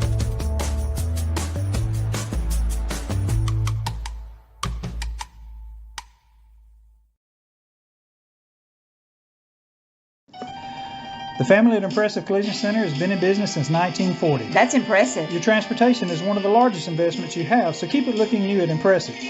From a major crash to a small dent, Impressive can help. Now, Impressive. They work closely with all insurance companies and give you a great price on your minor mishaps. Wow, impressive. And don't forget to check out all the accessories from install winches, brush guards, and bed covers. Impressive. Give them a call. Impressive Collision Center, 317 South Eufaula Avenue, 334-687-4400. At Glover Funeral Home, family means everything.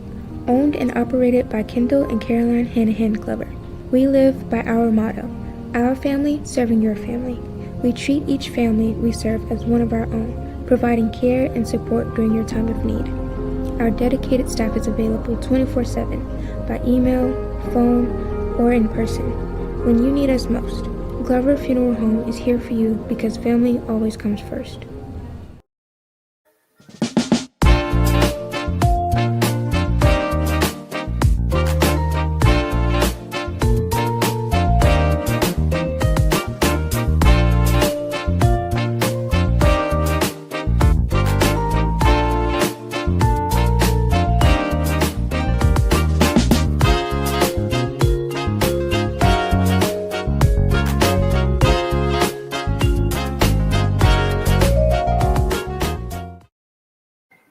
Hey, we're back at Veterans Memorial Stadium in the Brown Heat and Air broadcast booth here high atop Veterans Memorial Stadium as the Tigers lead the Trojans 7-0 here.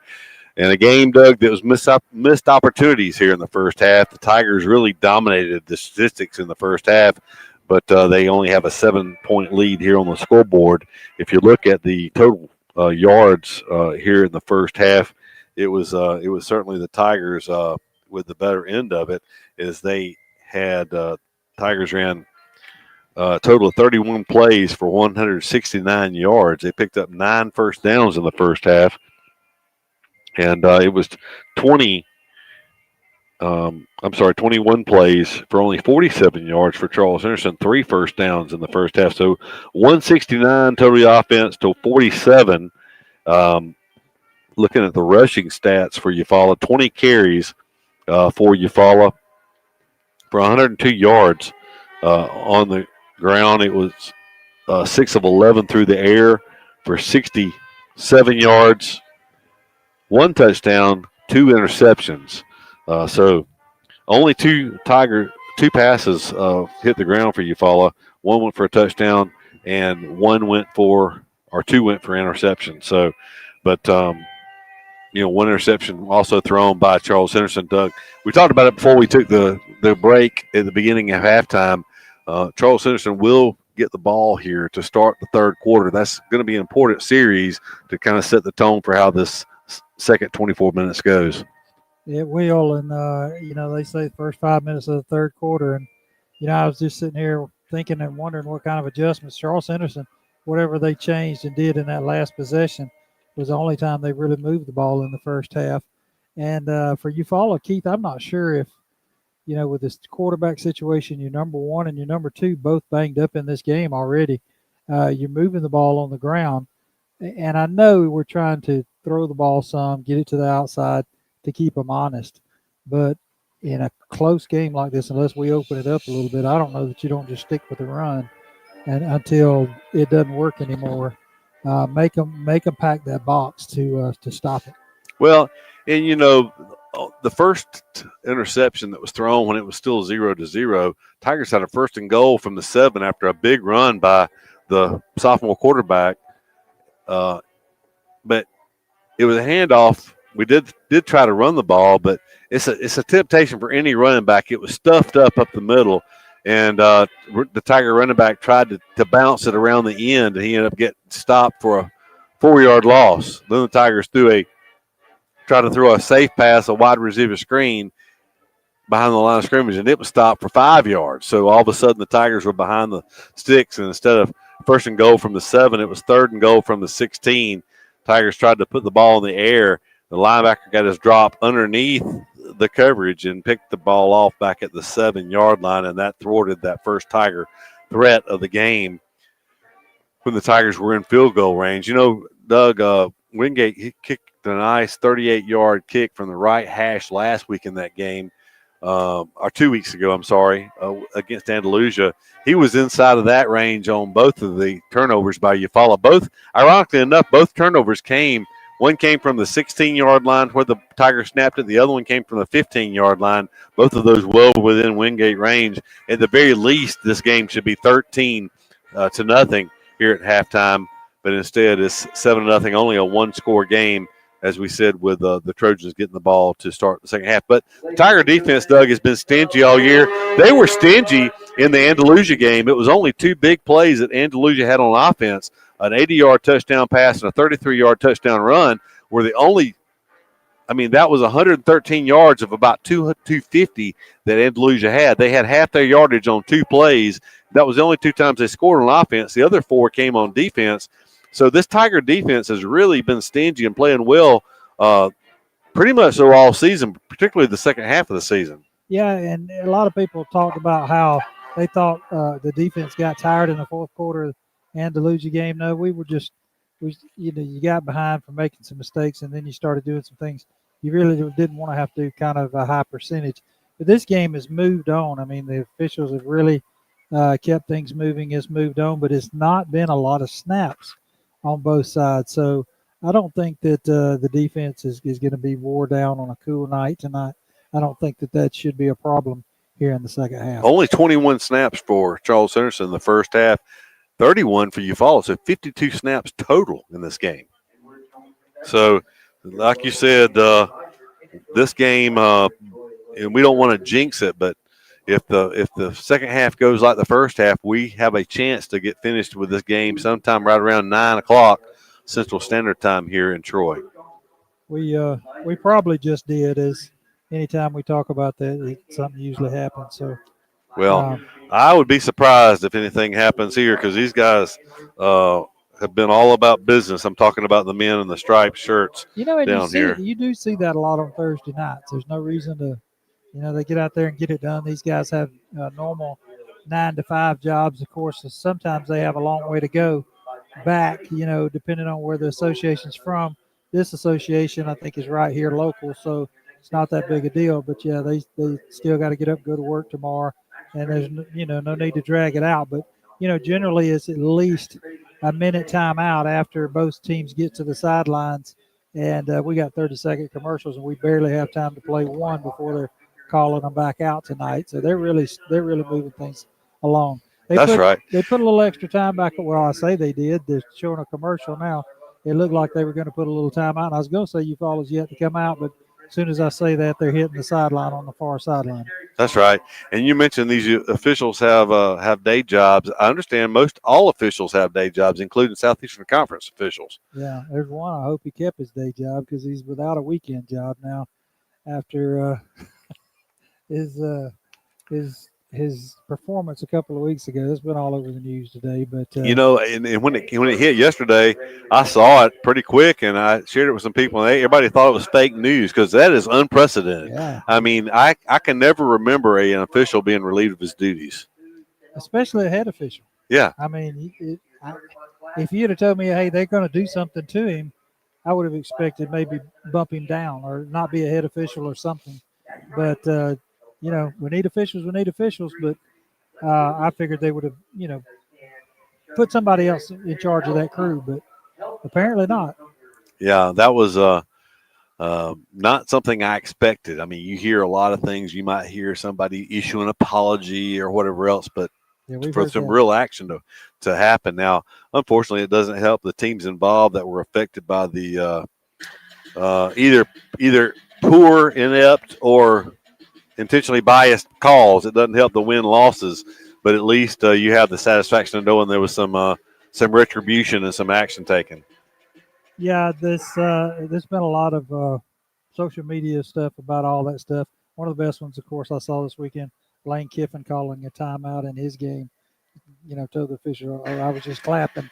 That was a very good job by him. But a big night here in Troy. Of course, Veterans Stadium is a beautiful place.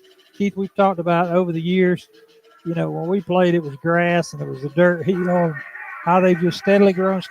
I shown the new practice field a few minutes ago while you were giving the stats, and it's just slowly but surely keeps turning into a bigger venue here. And fortunate for the Tigers, we were joined by Patrick Screws in the pregame show. Ra Thomas, of course, is a receiver now, a big part of the Trojans offense over here, also at Veterans Stadium here in Troy. And so Eufaula players having a big impact over here on the college side. That's right. And we were talking about the campus as we drove in. I mean, it's new to me, another relatively new building right there on the corner as you come in.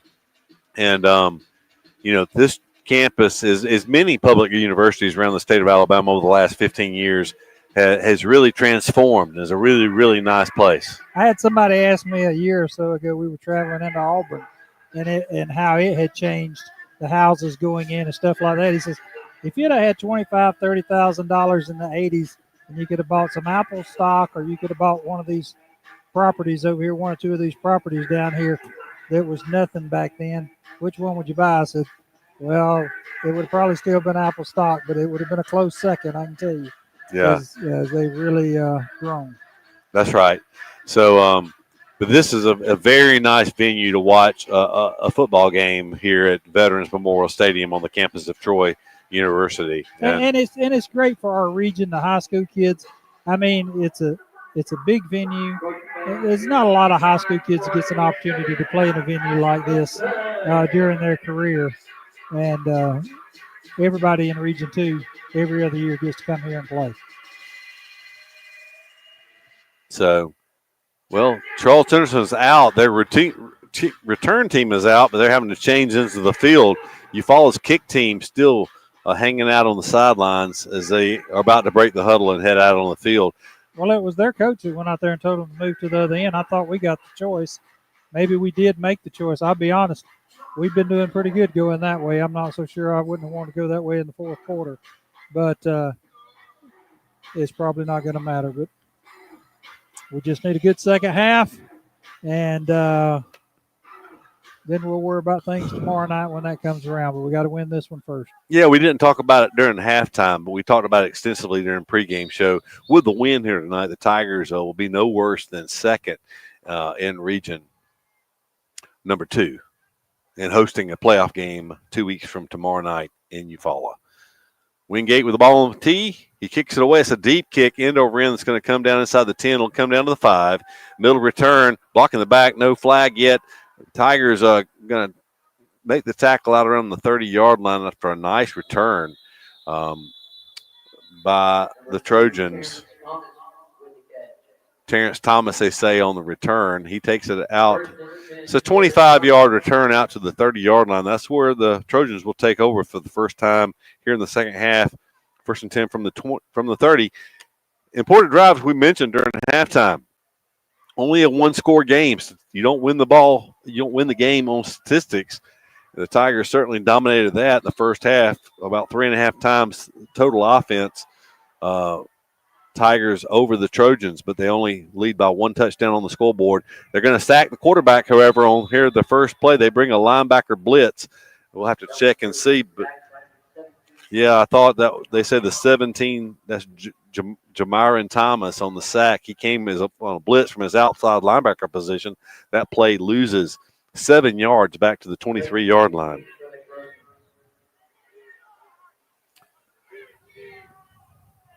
So Kellen Stewart, the junior quarterback, has gone all the way tonight for the Trojans.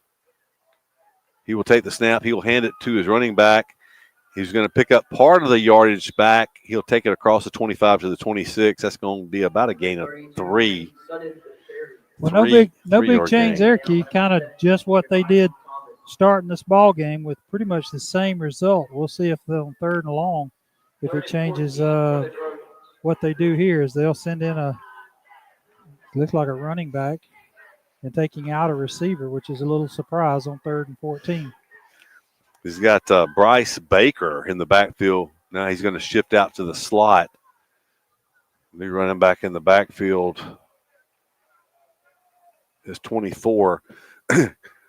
Stewart takes a snap, looking to throw. He's going to be pressured. He's going to be sacked as he's caught in the backfield and finally be taken down out inside the 10. They won't mark him back that far because he was actually engaged around the 11-yard line. So that is a loss of 15 yards. That's a sophomore, Kenobi Cherry. So minus 13 on that. Minus 15 on that sack, Doug. And Tigers look to get good field position after the Tiger defense does their job. Let's hope so. Well, I mean, the Tiger defense definitely did their job there, forcing the 3 and out. They go backwards 19 yards on 3 plays. Here's the punt. It's away. It's a left footer. It's going to be called for a fair catch and made at the 42-yard line.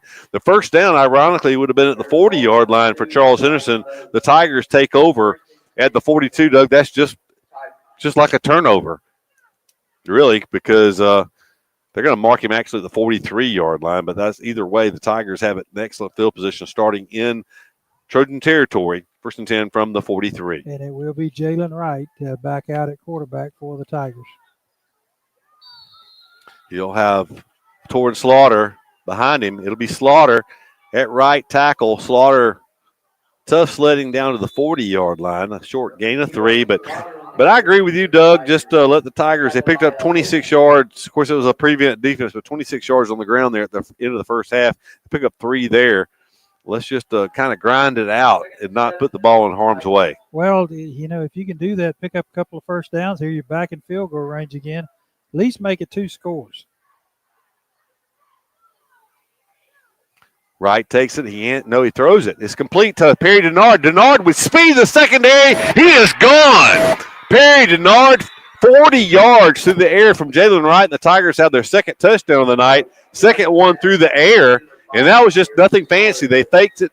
It was just a play action, Doug. It was basically what we at one time called a tight end dump. Perry Denard lined up at H-back. He released, and he caught that ball maybe 3 or 4 yards in the secondary, and he used the speed from there. That's what happens when they start blitzing corners and linebackers. You catch them in the right coverage, and you're able to take it to the house. So the RW and Wingate point after touchdown forthcoming. Cooper Wingate in to attempt that. Could be Ty McCoy putting the ball on the tee. Reed Hinton to snap. There's a snap. There's a placement.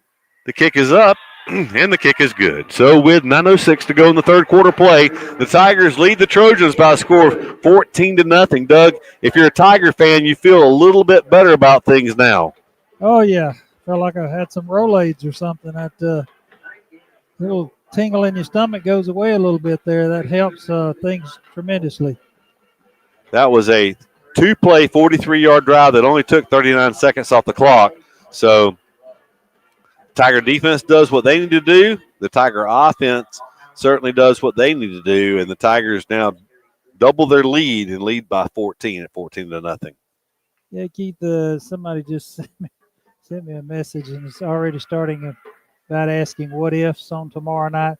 Folks, I promise you we get a little closer towards the end of this one. If we're still in good shape, we'll address that, talk about that. And like we said, if the Tigers could come away victorious, we'll at least have posts on our page, our Facebook page tomorrow as to what's going on between Catholic and Andalusia. If not, have somebody there maybe showing some highlight clips. As the temperature starts dropping here in Troy, it's been a good night for football. We haven't had much cool weather during football season so far this year, but supposed to be in the mid-50s by the end of the game here tonight. And you can tell it's dropping on down at this point. Tigers offsides on the kickoff. They will throw the flag, and they will make them re-kick.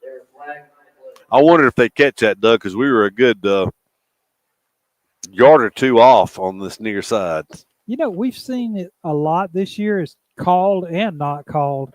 Keith, I was thinking last week that I can't remember a year where it just seems like there's been more of that, whether it's getting called or not.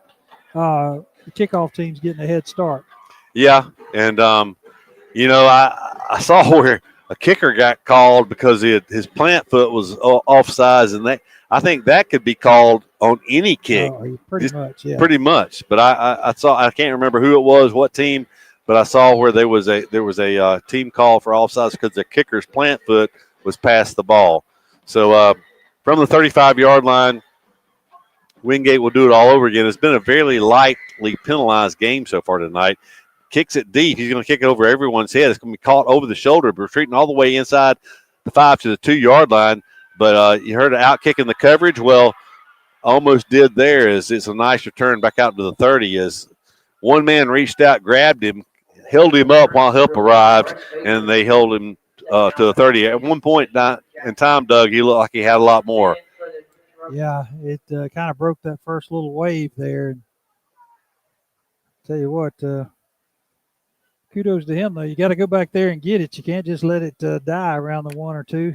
You'll lose it. But oh yeah, that was a nice over the shoulder catch. But look at what Wingate did from 5 yards further back. Without the 5 yards, that ball's in the end zone. 1st and 10 Trojans from the 30-yard line. I'll take the snap, hand it off. Fighting for yardage up across the 30 to the 32.5-yard line, but the Tigers are getting penetration. They're changing the line of scrimmage. The defensive line I'm speaking of from Eufaula, they're getting penetration into the backfield on every play. That's a gain of 2. We'll call it 3 yards. 2nd down and 7. 8:30 and counting here in the 3rd.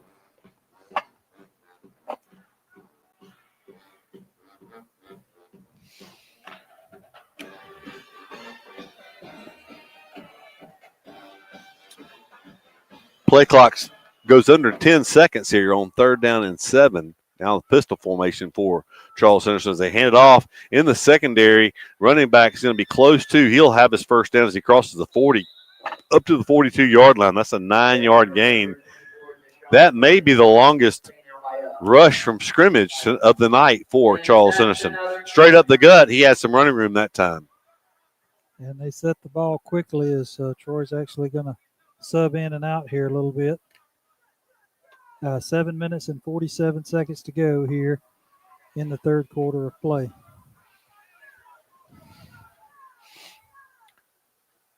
Tigers look like they may be blitzing on this. They're going to throw a wide receiver screen, and nice individual effort in the backfield that time. It is the freshman linebacker for the Tigers, Nyan Smith, with a solo stop for a loss of 5 yards.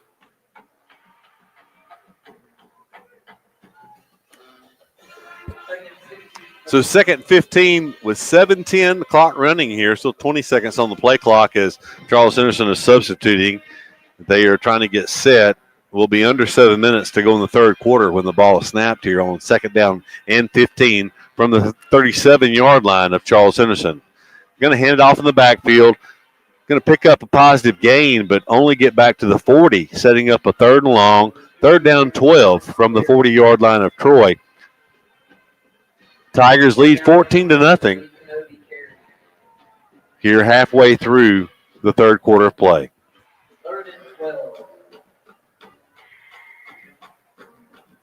They have trips to the top. Tiger defense has been stingy here tonight so far as they held the Trojans to only 47 yards of total offense in the first 24 minutes in the first half. Only 1 first down here so far in the 2nd half. Quarterback going to let the ball fly. He has a man out there. It's going to be complete. Nice throw under pressure. And it'll take it into Tiger territory inside the 40 to the 36-yard line. That's the longest play of the night for Charles Henderson. 24-yard gain and a first down. 3rd and long, it kind of forced them into it. The last time they tried a long pass like that, I think it was picked off by the Tigers, but they had to go to it there on 3rd and long. That may give them some incentive to do it later, but they're 1st and 10 in Tiger territory, did it 36. Good coverage that time by the Eufaula Tigers. Just better play on the ball by the Trojan receiver. Handoff off the left tackle. Running hard as a Trojan ball carrier. He'll pick up 3 yards down around the 33-yard line. Deshaun Burden on the carry for the Trojans. 5:25 running clock here in the 3rd quarter. Keith, we talked about the hash marks. They're marking it outside the hash marks. Of course, this field not marked off for high school. It's a college field. Let's just keep watch on that when it gets a little closer inside and see if they bring it inside the hash if it's a field goal situation. 2nd down 7 from the 33-yard line of Eufaula. Going to play action pass. They throw it. It's complete. The receiver in the secondary. He takes it inside the 10. He's going to go. It'll be a goal-to-go situation similar to what the Tigers scored on the last time. That was 31 yards that time as they hit the man out of the slot. It'll be 1st and goal, Doug. And this game changes its complexion if the Trojans punch this one in here. Yeah, same thing that the Tigers got caught in a blitz. Let's get John Wayne's camera. He ain't got his camera on. First and goal from the 2-yard line. A flag is thrown in the secondary. It's a legal substitution against someone. We're going to split screen with John Wayne now. Maybe we can just see a Tiger goal line stand here. If he even gets anywhere close, they're probably sit on the defense, so that moves it that much closer. So that makes it first and goal from the 1-yard line. We'll take a goal line stand here. The Tigers have been getting penetration all night. They'll need it here to keep the Trojans out of the end zone. On first and goal from the 1, 4:19 and counting here in the third quarter. Pistol formation for Charles Henderson. They'll hand it off in the backfield. The Tigers get penetration, and they do bring him down for a loss. It would have been about a 4-yard loss, as it is going to be a 2-yard loss back to the 3-yard line. But ironic, Doug, that the Trojans got the first and goal on the same play that the Tigers scored on the previous possession on the 40-yard touchdown pass. Yeah, this is big. The Trojans trying to answer and make it back to a one-score game. They hadn't really done a whole lot all night, but they've been able to get some positive plays here. They spread it out a little bit here on second down. Best drive by far of the night for Charles Henderson. Handoff around the left side, and oh my goodness, no one there. John Wayne, was that I didn't see your. I tell you what, Doug. It's been a long time since I've been that close with a woman. Number 32, Ray Sutton. He was holding him tight, but hey, he got over the corner, so this is right on top of it. All right, well, that makes it that much closer. Line up in the swinging gate. We'll see if they go for 1 or 2 here. They will go for 2. They're rolling out to the right. Nobody is there to pick up the quarterback, and he strolls on into the end zone. So 14-8 is the score now in favor of Eufaula, Doug. And we felt just 5 game minutes ago, we felt a lot better about things than we do now, but only a 6-point lead. How big are those missed opportunities in the first half? The Tigers were in field goal range to at least lead 20-8 at this point. But with 3:27 to go in the third quarter of play, new ball game, 14-8. Charles Henderson is in the playoffs themselves. They currently would be the 4th seed. And, Doug, they may be 4th seed either way. I'm not sure because they lost the head-to-head to Catholic of Montgomery. If Andalusia beats Catholic tomorrow night, then they would both have identical region records, but Catholic won the head-to-head. So I think Charles Henderson, I believe, is locked in the 4th spot. Yeah, if there's only 2 teams, it goes head-to-head. So, but in that case, it would be a 3-way. I think the Tigers would get the because if the Charles Henderson wins, Eufaula has 2 losses. It'll be a 3-way tie for second place. And we would probably win because of the 3-team tiebreaker, and then it goes back to head-to-head. Okay. So it's probably a 4 either way. Yeah, 4 either way. But, it's just about the time you get used to how the tiebreakers and stuff work, they change it. So. But that was a 9-play, 70-yard drive for Charles Henderson. 5 minutes, 18 seconds off the clock. 54 yards on their last 2 pass completions, the majority of the yards on that drive. They did start off with a 9-yard run. There's a pooch kick. Going to come down at the 25-yard line. Some running room around the left end. Turning the corner up the sidelines across midfield into Trojan territory. A nice return. We'll have to get the binoculars out to get the number on that. Taiwan Turner showing really good speed, the cornerback for Eufaula, the senior cornerback. He takes it to the 43-yard line. The Tigers already have a 43-yard touchdown drive here in the second half. They'll need to look to capitalize on the good field position after the outstanding kick return. Yeah, no mistakes here. Let's just, whatever you do, just don't give them anything. Shout out to Justin Sarge Shelley. I'm sure he's listening at home tonight. Hope you're doing well. 8-yard gain that time for a Torrance Slaughter as he takes it down to the 35-yard line of Charles Henderson. Yeah, Sarge's scouting report dead on as always. You can tune in on Mondays as Pick 'em with Sarge, and here about next week's opponent on Monday. 8-yard gain, 2nd down and 2. Pistol formation, Slaughter behind Wright. It'll be Slaughter again. Slaughter breaking to the outside. He turns the corner this time. He will pick up 10 yards down to the 25. That make that 11 down to the 24. And the Tigers back-to-back. You know, John Wayne talked about somebody needing to step up at halftime, and Slaughter's definitely giving it a try as he's run hard here in the second half. 19 yards on those 2 carries. He finished the half with 3 carries for 26 yards on his last 3 carries of the first half. So Slaughter, unfortunately, we don't have individual stats for you tonight, but a nice game. There's a pass inside. It's going to be an interference call. That was an easy call, as it was. The pass was lobbed up behind the defense was Zadavos, and he was drugged down from behind. That could have been a horse collar pass interference call. That's what it looked like from here. Several things, but just glad it got called. And Keith, I'm gonna be honest with you. If I'm a Troy Trojan fan, I'm not fussing at him too much because he was beat. Yeah, he saved a touchdown. Yes, he did. Wait to see what happens here. They're spotting the ball down. It may be calling offsetting penalties. There was another. No, they've actually. I guess they called offsetting penalties, Doug, because they're doing it all over again. They didn't like that result, so they're going to do it again. Hand off to Slaughter. Slaughter breaks the line of scrimmage. He is down to the 20-yard line. He'll pick up 4 yards. And there was another flag that was thrown kind of in the interior of the line, perhaps holding, but they never gave a signal on anything. They just offset it. In the interest of time, they just kept it moving.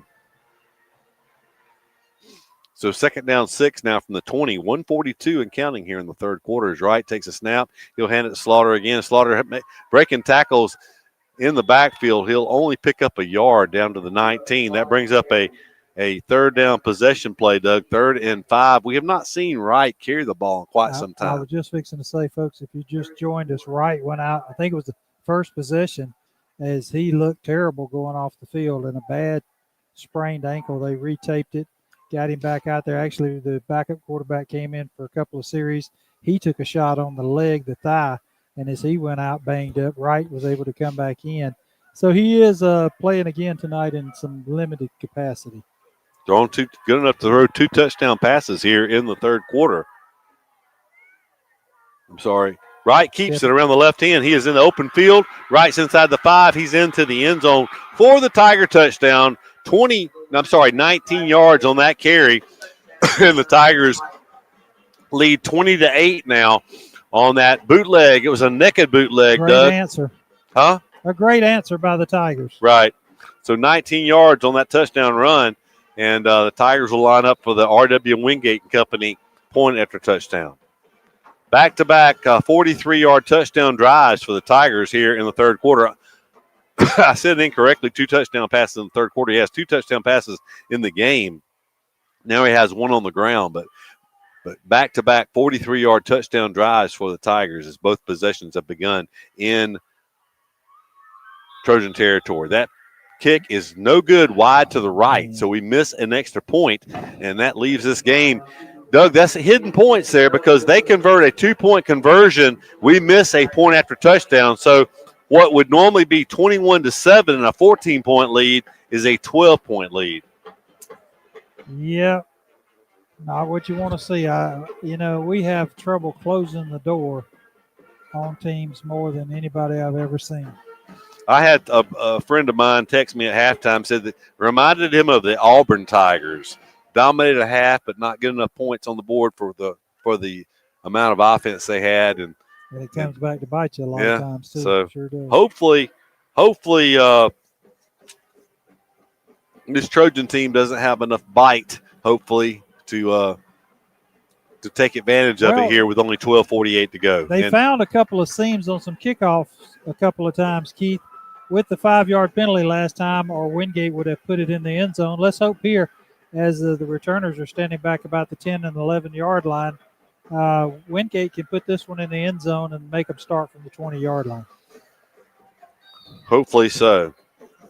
Or kick away. there's a lot of room for a pooch kick if they so desire. Big hole between the 10 and the 35-yard line in the middle of the field. Kick it as a pooch kick, kind of a pooch kick that comes down to the 9-yard line, opposite return man. Now they fumble the ball, but it's going towards the sidelines. It's going to be scooped up and run out of bounds, though, just across the 20-yard line. If there had been a Eufaula player over that side, he had a golden opportunity, but there was just no one over there. You know, that ball had that funny roll, but it wasn't really a Sunday hop, but it was a kind Thursday hop, I guess. The best way to describe it is that could have been trouble over there, but it wasn't really a handoff on the reverse on the kickoff, but it was a toss and wasn't a real good toss, and the Trojans are fortunate to get that ball back. So from the 21-yard line of Charles Henderson, they will take possession with Eufaula leading by 12, 20-8. Tiger defense back out on the field, but the Trojans moved it 70 yards on that last possession for a touchdown. The quarterback keeps it on a naked bootleg of his own. He's got good speed. He's in the secondary, and he takes it down into Tiger territory at the 48-yard line. Doug, that was a great play call there. A 31-yard gain on the ground. And, Doug, Eufaula's defense stopped this Trojan offense to 47 yards in the first half. They have come out on fire here. Same thing the Andalusia quarterback did in the second half the other day. And he ran right where the blitz came from. Just a heads-up play there by the Trojans. And I was just fixing to say, Keith, that we're at the point that if the Trojans have anything special or different that they can pull out, they're going to pull it out here. With that, it's the end of the third quarter as the Tigers move into the fourth quarter with a 2-score lead. They lead 20-8. We'll take a timeout, be back with the fourth quarter action. We'll be back after this. In sports, every point counts, and at Alpha Insurance, we know when it comes to your budget, every dollar counts. That's why we work to get you the lowest rates and best discounts available. Plus, every Alpha policy comes with personal service from our hometown team. Call Alpha to start saving today. In Eufaula, call Alpha agent Keith Bryan at 334-687-8268 or stop by our office at 1326A South Eufaula Avenue.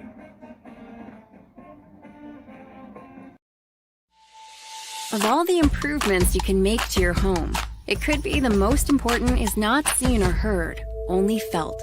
The ultra-quiet, energy-efficient Carrier Infinity Home Comfort System provides premium comfort with a whole home air purifier that gives you confidence you're breathing healthier air.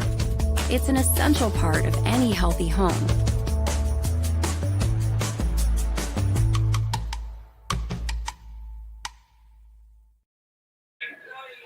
We're back.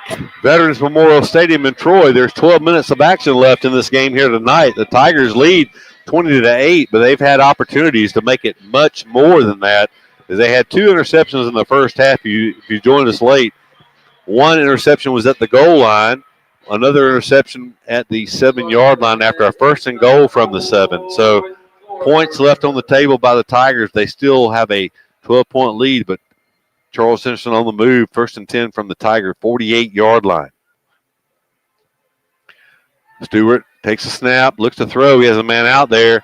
It's going to be they're going to call interference, Doug, and it looked like, to me, I'm a long way away from this, but it looked like the defensive back, or I'm sorry, the receiver was grabbing the defensive back, but they're going to call it the other way around. Yeah, Coach Jernigan's not real happy about that call over there, as we saw. It looked like he was grabbing our defensive back, trying to pull him out of the way so he could get back inside of the ball. Instead, they're going to call it 15 yards the other way, 15 yards and a first down for Charles Henderson at the 33-yard line of Eufaula.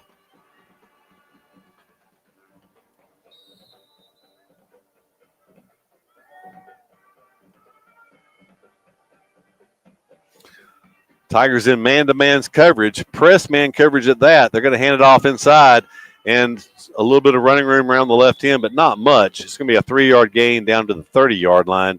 It'll bring up a 2nd down and 7. This clock runs 11:40 and counting.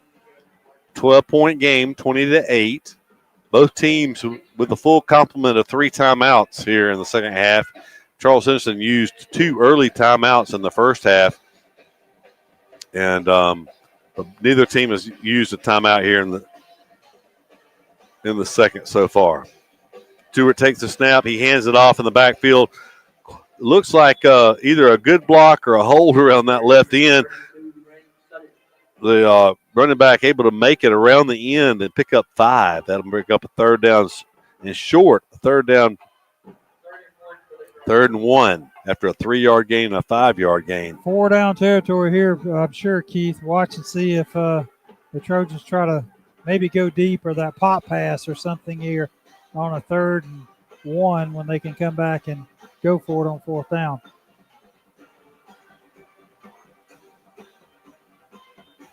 So the Trojans clock is stopped at the out-of-bounds play. 3rd down and 1. Stewart takes a snap. He's going to look to throw on this 3rd down. He's got a man out there. He's going to roll to his right now. He's going to throw it back across the field, and it's good play by the defensive back to knock that ball loose. It would have been a 1st down. It was Tywan Turner over there. It'll bring up 4th down. The Trojans put the ball in the air on 3rd and 1, or it's a long one actually, Doug. It's going to bring up a 4th down situation here. You know, you're at home. You've been getting good spots by the officials. You feel like you can pick it up here on a 4th down. So there's some kind of penalty, and they're going to mark a penalty off against the Tigers. Keith, I have no idea what that was about, but the flag is way down here in front of the Trojan bench. You know, yeah, I see it down here on the side. And I almost, in between the quarter break, I almost told you this was the best officiated game I could ever remember in Troy. And I did not say it because I did not want – I don't, either way. But that's a 10-yard penalty there and an automatic 1st down for Charles Henderson. And quarterback Stewart rolling to his right. He's going to roll. He's going to pull it down and run now. He's going to take it out of bounds inside the 15 down at the 11. So that's going to be a gain. We'll call it a gain of 4. That stops the clock, Doug, with 10:54. This drive started with 39 seconds.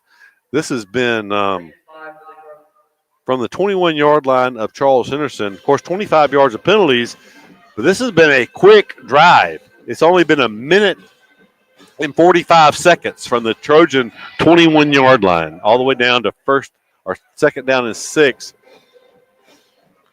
from the 11. Nice throw in the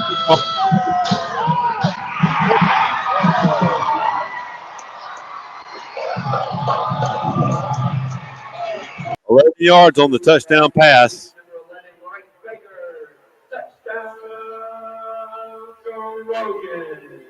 So 11-yard touchdown pass. Now, that was just a very fine throw and catch. They're going to line up in the what you call the salt and pepper once again, or the swinging gate. They converted it easily last time as they had the Tigers outmanned. They have them outmanned again, Doug, if they want to go to the right. There's only 2 or 3 players. They're going to roll that way again, and they're just going to pull it up. And this time the Tiger defender makes a good play on the ball, Doug. They had us outnumbered, outflanked over there. Well, he just rolls out there, and if you come after him, he throws it to the receiver.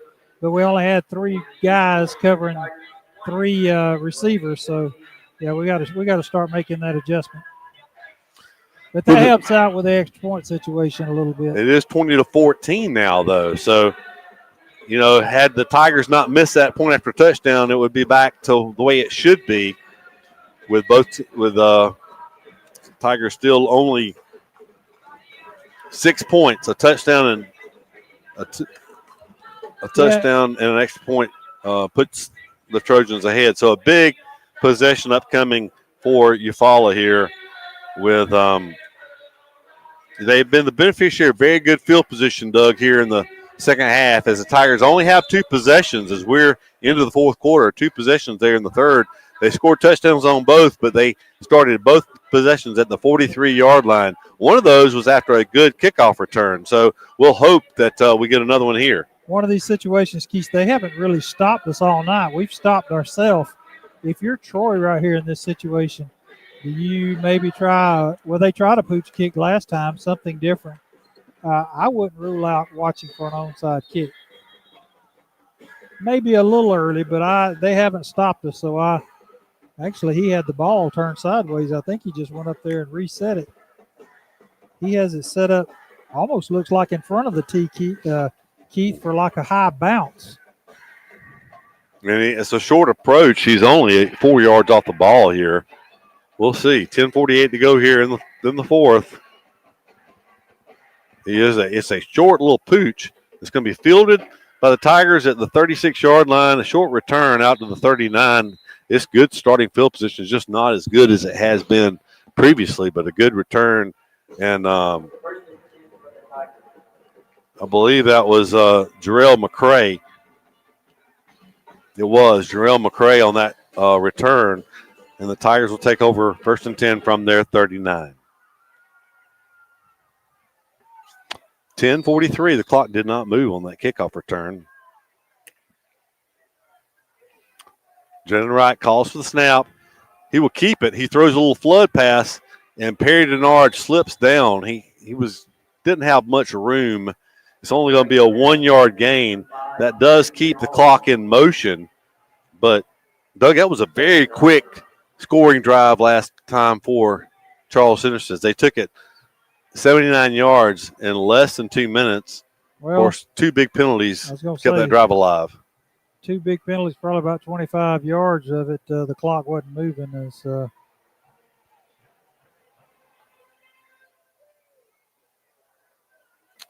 Jalen Wright throws complete. It's going to be just short of a first down, about a yard short. 8-yard gain on that play. I believe Ty McCoy on the reception. Keith, I hate to question it because it was successful, but scares me to death throwing that ball with a 6-point lead. You got to keep the ball, though. You got to go get more points here. You can't give the ball back to them. What you're doing. Going to hand it off in the backfield to Slaughter. Slaughter's not going to get his first down. He's going to be so close, but they're going to mark him a yard short. They ain't going to mark him a decent mark here. So no, the play fails to gain. It'll bring up a 4th down. 4th down and a yard. You can't dance around in the backfield on a 3rd and 1, knowing they're coming after you. In reality, what they have it spotted, he actually lost about a foot on the play. So you're not going to get a spot. They're not going to give you a first down here. So Wright keeps it right. You got to make it no doubt, and he landed on the 50. They're going to mark him about a foot short of the 50, but either way, that's a first down for Eufaula. Big 4th down there.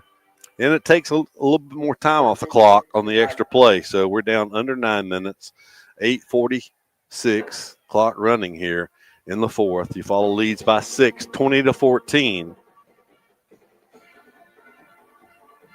Taking the time, looking at the sideline, 15 seconds on the play clock, still waiting on the play. So we're in burn the clock mode at 8 minutes and 30 seconds left. Not a bad idea, but you don't need to, as long as you score. You hand off to Slaughter, and he only picked up a yard, but Doug, they only picked up a yard on the Perry Denard pass on the first play of this drive. So for the second time, they've got 2nd and 9. I hope it don't take us 4 downs to get a first down every time. It works on you a little bit. I agree. This drive's already taken 2 minutes and 43 seconds off the clock as the Tigers took over with 10:43 to go in the game, and we're under 8 minutes now, 7:52 and counting on 2nd down and 9. 4-man front for Charles Henderson. They're going to throw a pass. It's high and incomplete, intended for Ty McCoy, Doug. That pass sailed. If it was an accurate pass, it would have been a positive play for Eufaula. As it is, it stops the clock here. 3rd and long, 3rd and 9. You've killed them running the ball all night long. Now you're 3rd and 9. You're in a passing situation, and when we get in situations like this, we don't always make the best choices in the passing games. I just hate to see it. I know Wright may be hurt and can't run the ball. We're going to burn it. We're going to burn a timeout here, and I don't know why we let it run down like that because the clock was not running. It was an incomplete pass, but we're going to burn the first of our 3 timeouts. We'll have 2 remaining. Go down to John Wayne to see what he's got for us on the sideline and his thoughts on this situation. There we go. Gotcha. Gotcha. Guys, I mean, this is a huge third down play for the Tigers. I mean, we have to punt the ball here. We put the ball with probably 7 minutes to go. They've been moving the ball well, so I think definitely they'll come up with a big stop. Hopefully we can get a first down here. I'm still talking, call a timeout because we've got something, like you said earlier, both teams pull out all punches for a game like this. So hopefully we got a play here that's going to get us a first down or even a touchdown.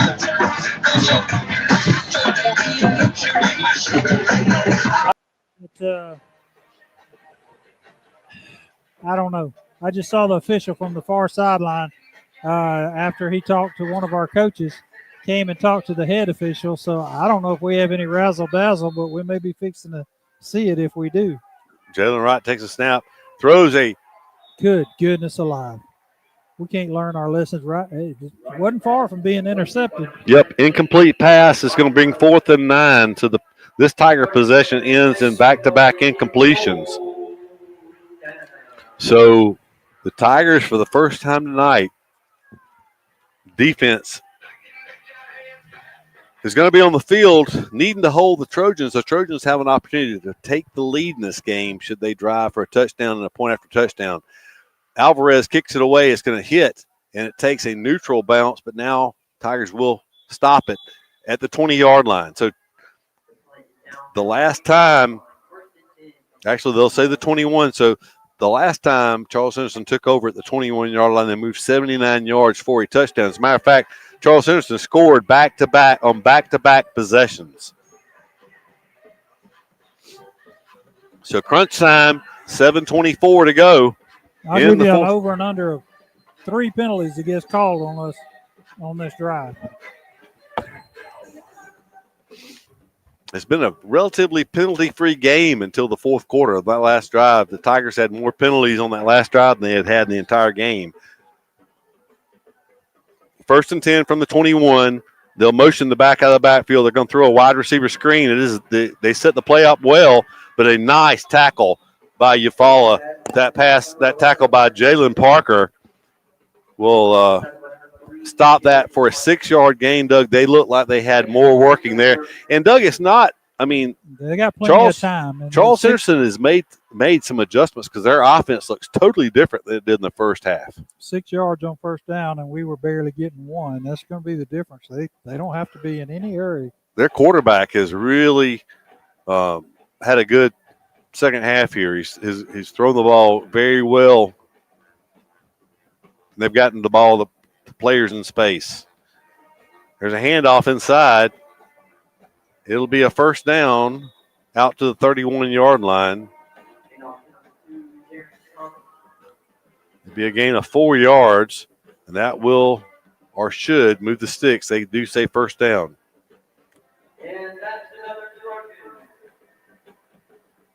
That clock continues to tick, Doug. Plenty of time for Charles Henderson.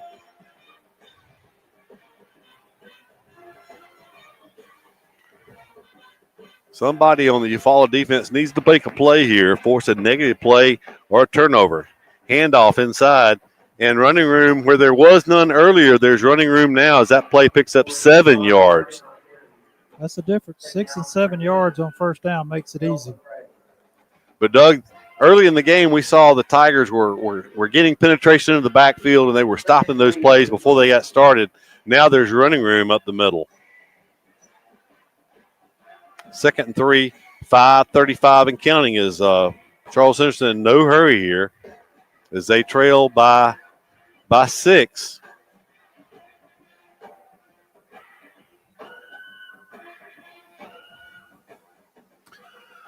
Handoff out of the pistol. The Tigers get penetration, and they bring him down in the backfield this time.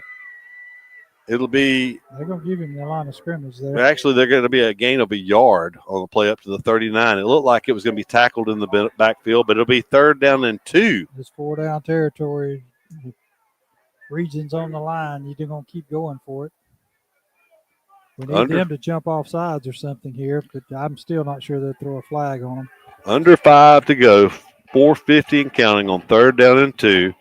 Stewart takes a snap. He hands it to his back. It will be a first down for Charles Henderson, still on his feet. They'll finally blow it dead at the 44, but that is a gain of 5. On 3rd and 2, it's a 5-yard gain. So a new set of downs for the Trojans, Doug, with 4:34. The clock never stopped there on that first down. It's 4:30 and counting. And they have all 3 timeouts, so they're still in good shape time-wise. We've got to stop giving up 6 and 7 yards on first down every time. That's what's killed us on this drive.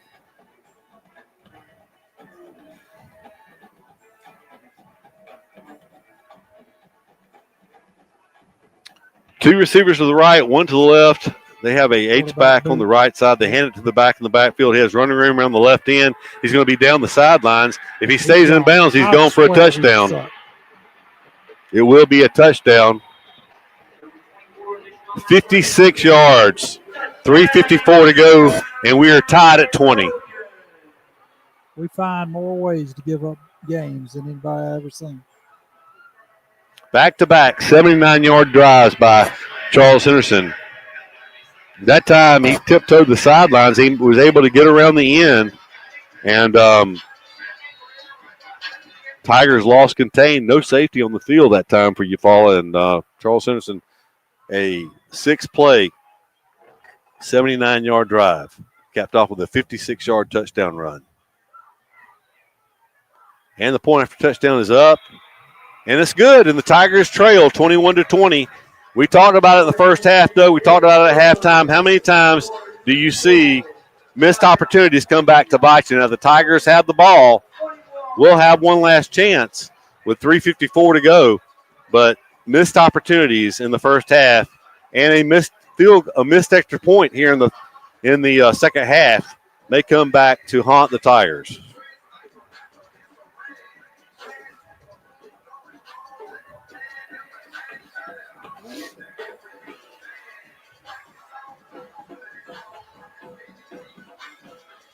You can kind of see these things, Doug, unfold as the game goes along. And having done it as long as we've done it, you know, interceptions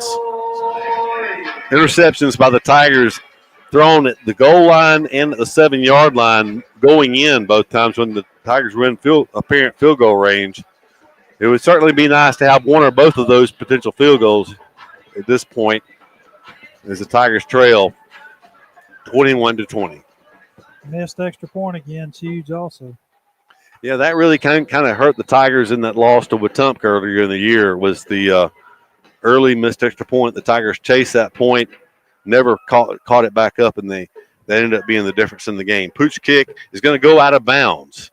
Goes out of bounds at the 26-yard line. A wise play down there by Henry Brunson that time, as it should give the ball to the Tigers at the 35-yard line. No time went off the clock, Doug. They do run the clock fast here. So the Tigers should have, with 2 timeouts, they should have plenty of time if they can stay ahead of the down and distance markers.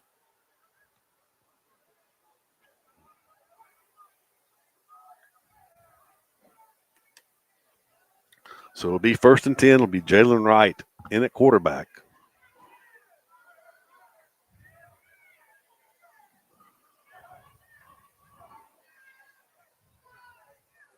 I don't know why, a long discussion, Doug. They're going to finally mark it, I guess, in the 35. I don't know why they're retreating, but can you tell? They're just discussing where to mark it on the kick out of bounds. It's the 35 or where it went out or something. I think it's 25 yards from where they kicked it. So if they kicked it, if for some reason there'd been a personal foul penalty on that last thing, Eufaula get it. Or where it went out of bounds, correct? That's right. But it went out at the 26. 26, okay. Yeah. So they got it all sorted out. It'll be 1st and 10 Tigers from the 35-yard line, needing a field goal at least to take the lead here. They hand it off inside, Doug, and instead of bouncing the ball outside, we lose 2. It looked like there was room around the end, and for some reason we kind of just sat there behind the Perry Denard on the carry. That play loses 2. And, Doug, you talked about the importance of first down. Charles Henderson on the last 2 drives, they've picked up chunks on the first down plays. Eufaula's been held to 1 yard. This time it's -2. Well, they're pinning their ears here, and if we get antsy back there, it's going to be another pick six. They have a 5-man front with linebackers walking up. They're going to stop the run. Jalen Wright throws it. It's complete. Tigers get upfield. It should be a first down. It is, as the Tigers take it up to the 49-yard line. That play from the 33 to the 49, a 16-yard pass play. That'll be a 1st and 10 Tigers. That stops the clock with 3:11 to go in the game. The Tigers trail by 1, 21-20. But a nice throw and catch. This time Jalen Wright keeps it. He's trying to break a tackle. He will not, as he will go down just across the line of scrimmage for a short gain. Half a yard, maybe. That keeps the clock running. 2:45 and counting, Doug. The Tigers don't seem to be in much hurry, but they need to at this point. They are at midfield, but Tigers with 2 timeouts left. 2nd and a long 9. Is they're going to throw a pass? It's tipped up in the air. It's going to be, no, it's dropped. Well, that had pick 6 wrote all They're going to call it incomplete. That was a potential pick 6. It's going to be 3rd and 9, though. The ball was deflected and nearly intercepted by the same player. So the Tigers down to 2 plays here, Doug, as it's 3rd and essentially it's 3rd and 10. I mean, 3rd and 9.5 from just on the Tiger side of midfield with 2:26 to go. Definitely 4-down territory with only 2 timeouts remaining, and the fact the Tigers have not stopped the Trojans. The Trojans scored 3 straight times. The last 3 times they've had the ball. Wright drops back. He's going to throw it. It's going to be complete. It's going to be fighting for yardage, but forced out of bounds. Short of the first down, it'll be 4th down. That'll stop the clock with 2:20 to go. But a 4th down and 3. Complete to Michael Callaway.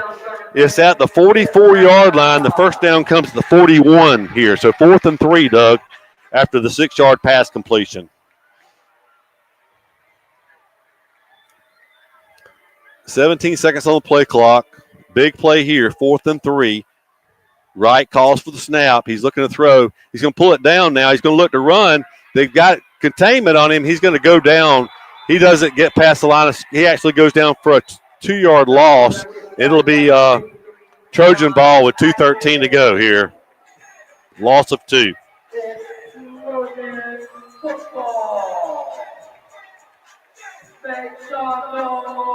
Well, we found a way to give away another one. Right now? We found a way to give away another one. It looks that way, Doug, and it's just frustrating because, you know,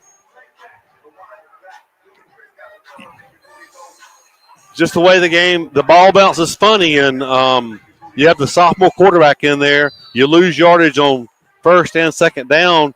You're trying to be aggressive and score a touchdown, and the linebacker drops underneath and it makes a good play. That's the first interception. The second one, rolling as a right-handed quarterback against your body, that play you probably want back. You probably need to call a different play there.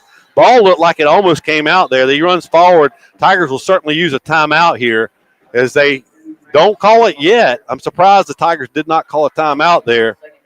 But clock's still running here with 1:58. The Tigers only need a field goal as they trail by 1, 21-20. An extra point is what the Tigers trail by.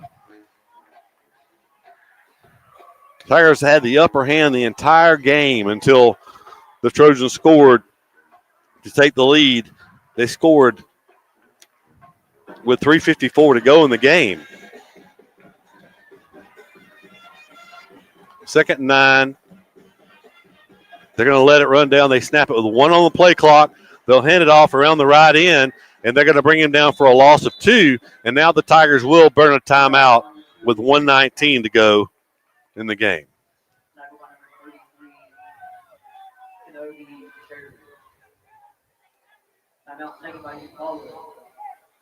Doug, you know, so if you're Charles Henderson, you've thrown the ball effectively here in the second half.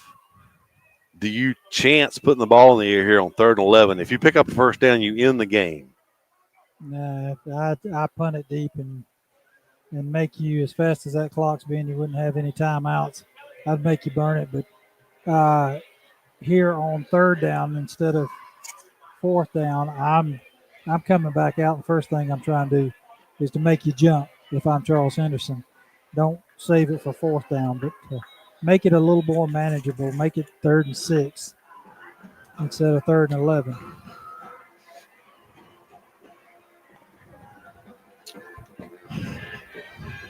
They haven't ran that quarterback boot that was so successful in a while. I would surely have somebody spying on the quarterback here. Yeah, that's it. That would be a safe play call that could potentially pick up your first down. They hand it off though. Tigers are able to bring him down after about a yard gain. So there is a Eufaula Tiger helmet laying way behind the play. Yeah, he was blocking, and his hands was down. The Charles Henderson's guy had his hands up around his helmet, so he had to have pulled it off, but head official was looking right at it. No call. Tigers take their last time out. We're on a 4th and 9 now. Minute and 13 seconds left in the game. So if they run it here, Keith. Well, it's 4th down. They're going to punt That's it. right. They can't run it because it just stopped with the change of possession. I was thinking they'd have a 40-second play clock, but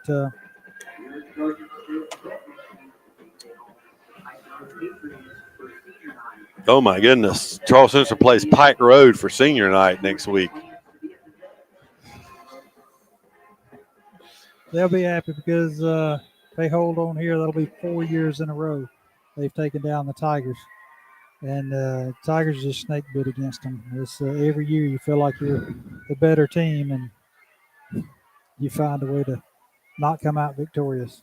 Well, 1:13 on the clock. Zy DeVos will drop back to return this punt. It's been a low punt a lot of the night. Sometimes you can get a good return off of a low punt, so we'll see. With 1:13 left, low snap. He'll take a one step and he'll kick it away. DeVos is kicked away from DeVos. He's trying to get over there to it, and he's going to have to let it go, Doug, and that keeps the clock running, and the Tigers are going to have it at the 11-yard line. Best punt of the night for them.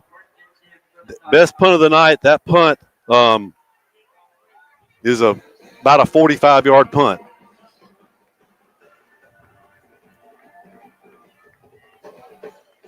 So Eufaula with one last gasp. This will be the 11th possession of the night from Eufaula. They have it at their own 11-yard line. And Doug, for Charles Henderson took a timeout.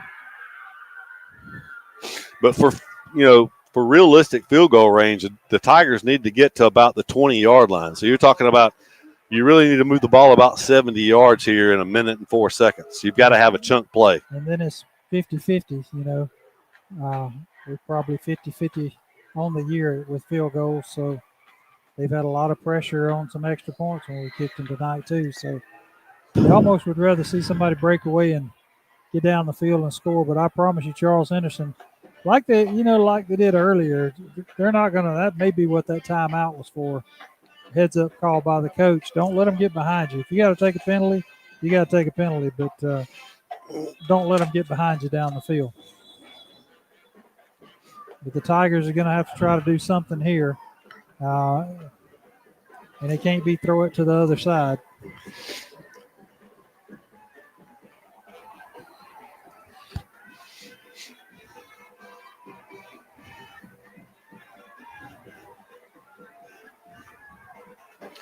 So 1:04 to go. 89 yards to go for the Tigers. Right drops back. He's going to roll out. He's going to pull it down. He's going to run. He's going to pick up 2 yards, and that takes 6 seconds off the clock. 58 seconds. They've got a linebacker that's keying on. There's a flag down. There's a flag down in the secondary, Doug, where you sometimes see defensive holding. Rarely do you see a penalty against the offense where that flag is lying. Holding against the Trojans. Like you said, they're not going to let them get behind them. I'm surprised they're not playing that prevent defense like they did before the start of the game. That should be an automatic first down. So that would be because it's 10 yards from the line of scrimmage. 10 yards from the line of scrimmage. So Wright drops back, looking to throw this time. He's going to pull it down again. He's going to run out of bounds. This time he picks up 4 yards in 6 more seconds.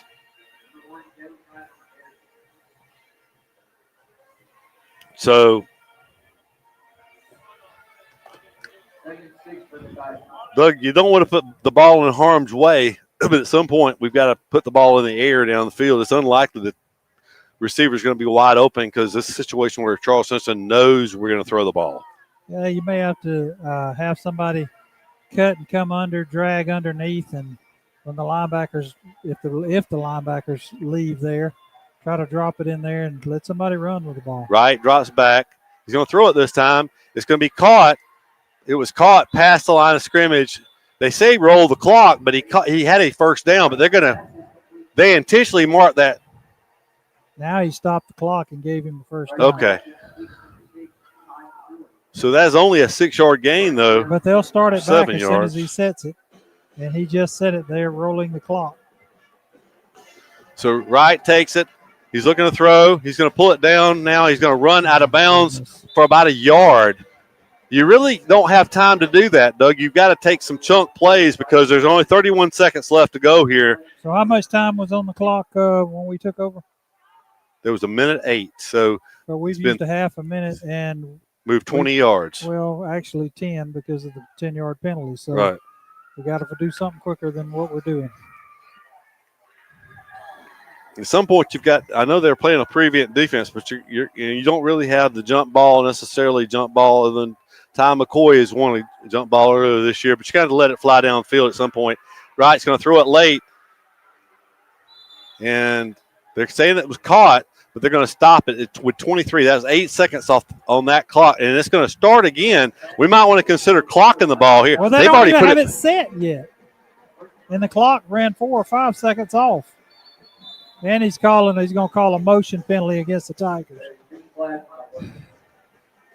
I mean, my goodness, they started the clock and they didn't even have the ball set. That was an extra 5 seconds. Yeah, Doug, this is a game that Eufaula had well in hand in the first half and didn't take advantage of their opportunities. But then they went up 20. They went up 14-0. They had a 14-point lead in the second half of this game, and they will have been outscored 21-6 to end the game. We'll have to go back and look at what point they had the 14-0 lead, but Tigers have had their chances. They just have not taken advantage of it. Wright shows a big arm there as he lets it fly. He let it go from the 30-yard line, Doug, and that ball pass fell along the far sidelines down around the 15-yard line. So that is a long way in the air, 55 yards down the field, but across the field as well. So over probably 60 yards in the air. Wright showing a big arm. So we're down to one play, Doug. The way this clock runs, we're down to one play. There will be no field goal attempt. It'll be touchdown or nothing here from the 36-yard line.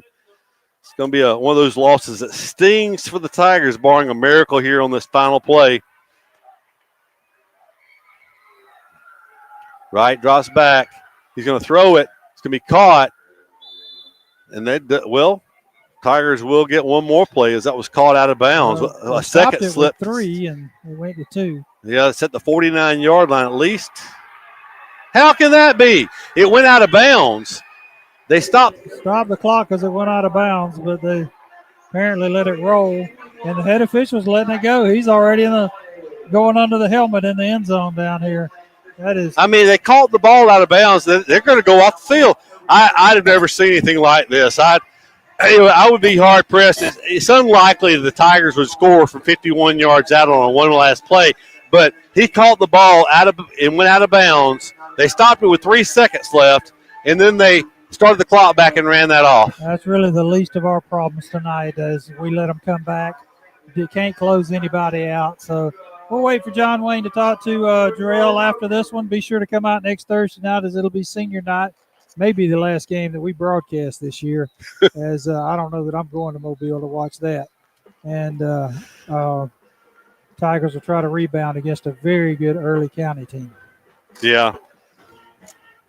So Eufaula falls to 5-4 on the season, Doug. Been a long time since we had a losing season, but we're staring one in the face. We don't wake up. Yeah.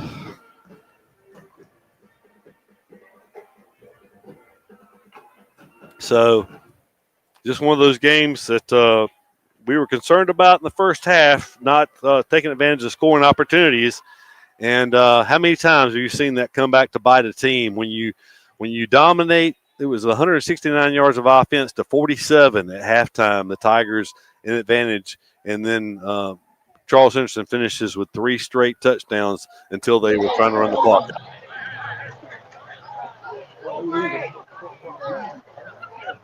Let us know when you get him, John Wayne. I had him, but he turned and walked away. He's got the kids going to the band. Yeah. He said he's good.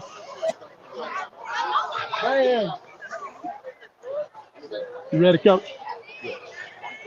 Tough night for the Tigers, Coach. We pretty much dominated the first half, and penalties, turnovers cost us again, and had a few big penalties on their last drive to really put them in a position, and not doing the little things cost the Tigers a victory tonight. Yeah, it did. Like you said, penalties and turnovers, and they big players. When things were going good for them, they big players. So it's tough loss. Really tough loss for them right there. So you got to take this on the chin and move on, see what happens tomorrow night with the rest of the weekend. Yes, sir. Opportunity to gut check, grow up, and get things back in control. We appreciate you, Coach. Go Tigers. All right, guys. All right, John, we appreciate you taking care of the sidelines for us tonight. Charles Irvin, we wish you and Cindy the best and a safe trip back to Eufaula. Hope everything's going well with Jimmy Simmons as well. But tough loss for the Tigers, 21-20. The Tigers come up short here in Troy once again. And they'll be back at Tiger Stadium to take on the Early County Bobcats next Thursday night. So we'll have it for you right here on the Eufaula Tiger football broadcast. But for all the aforementioned and Doug Applin, I'm Keith Bryan, wishing a good night and a good weekend. Go Tigers.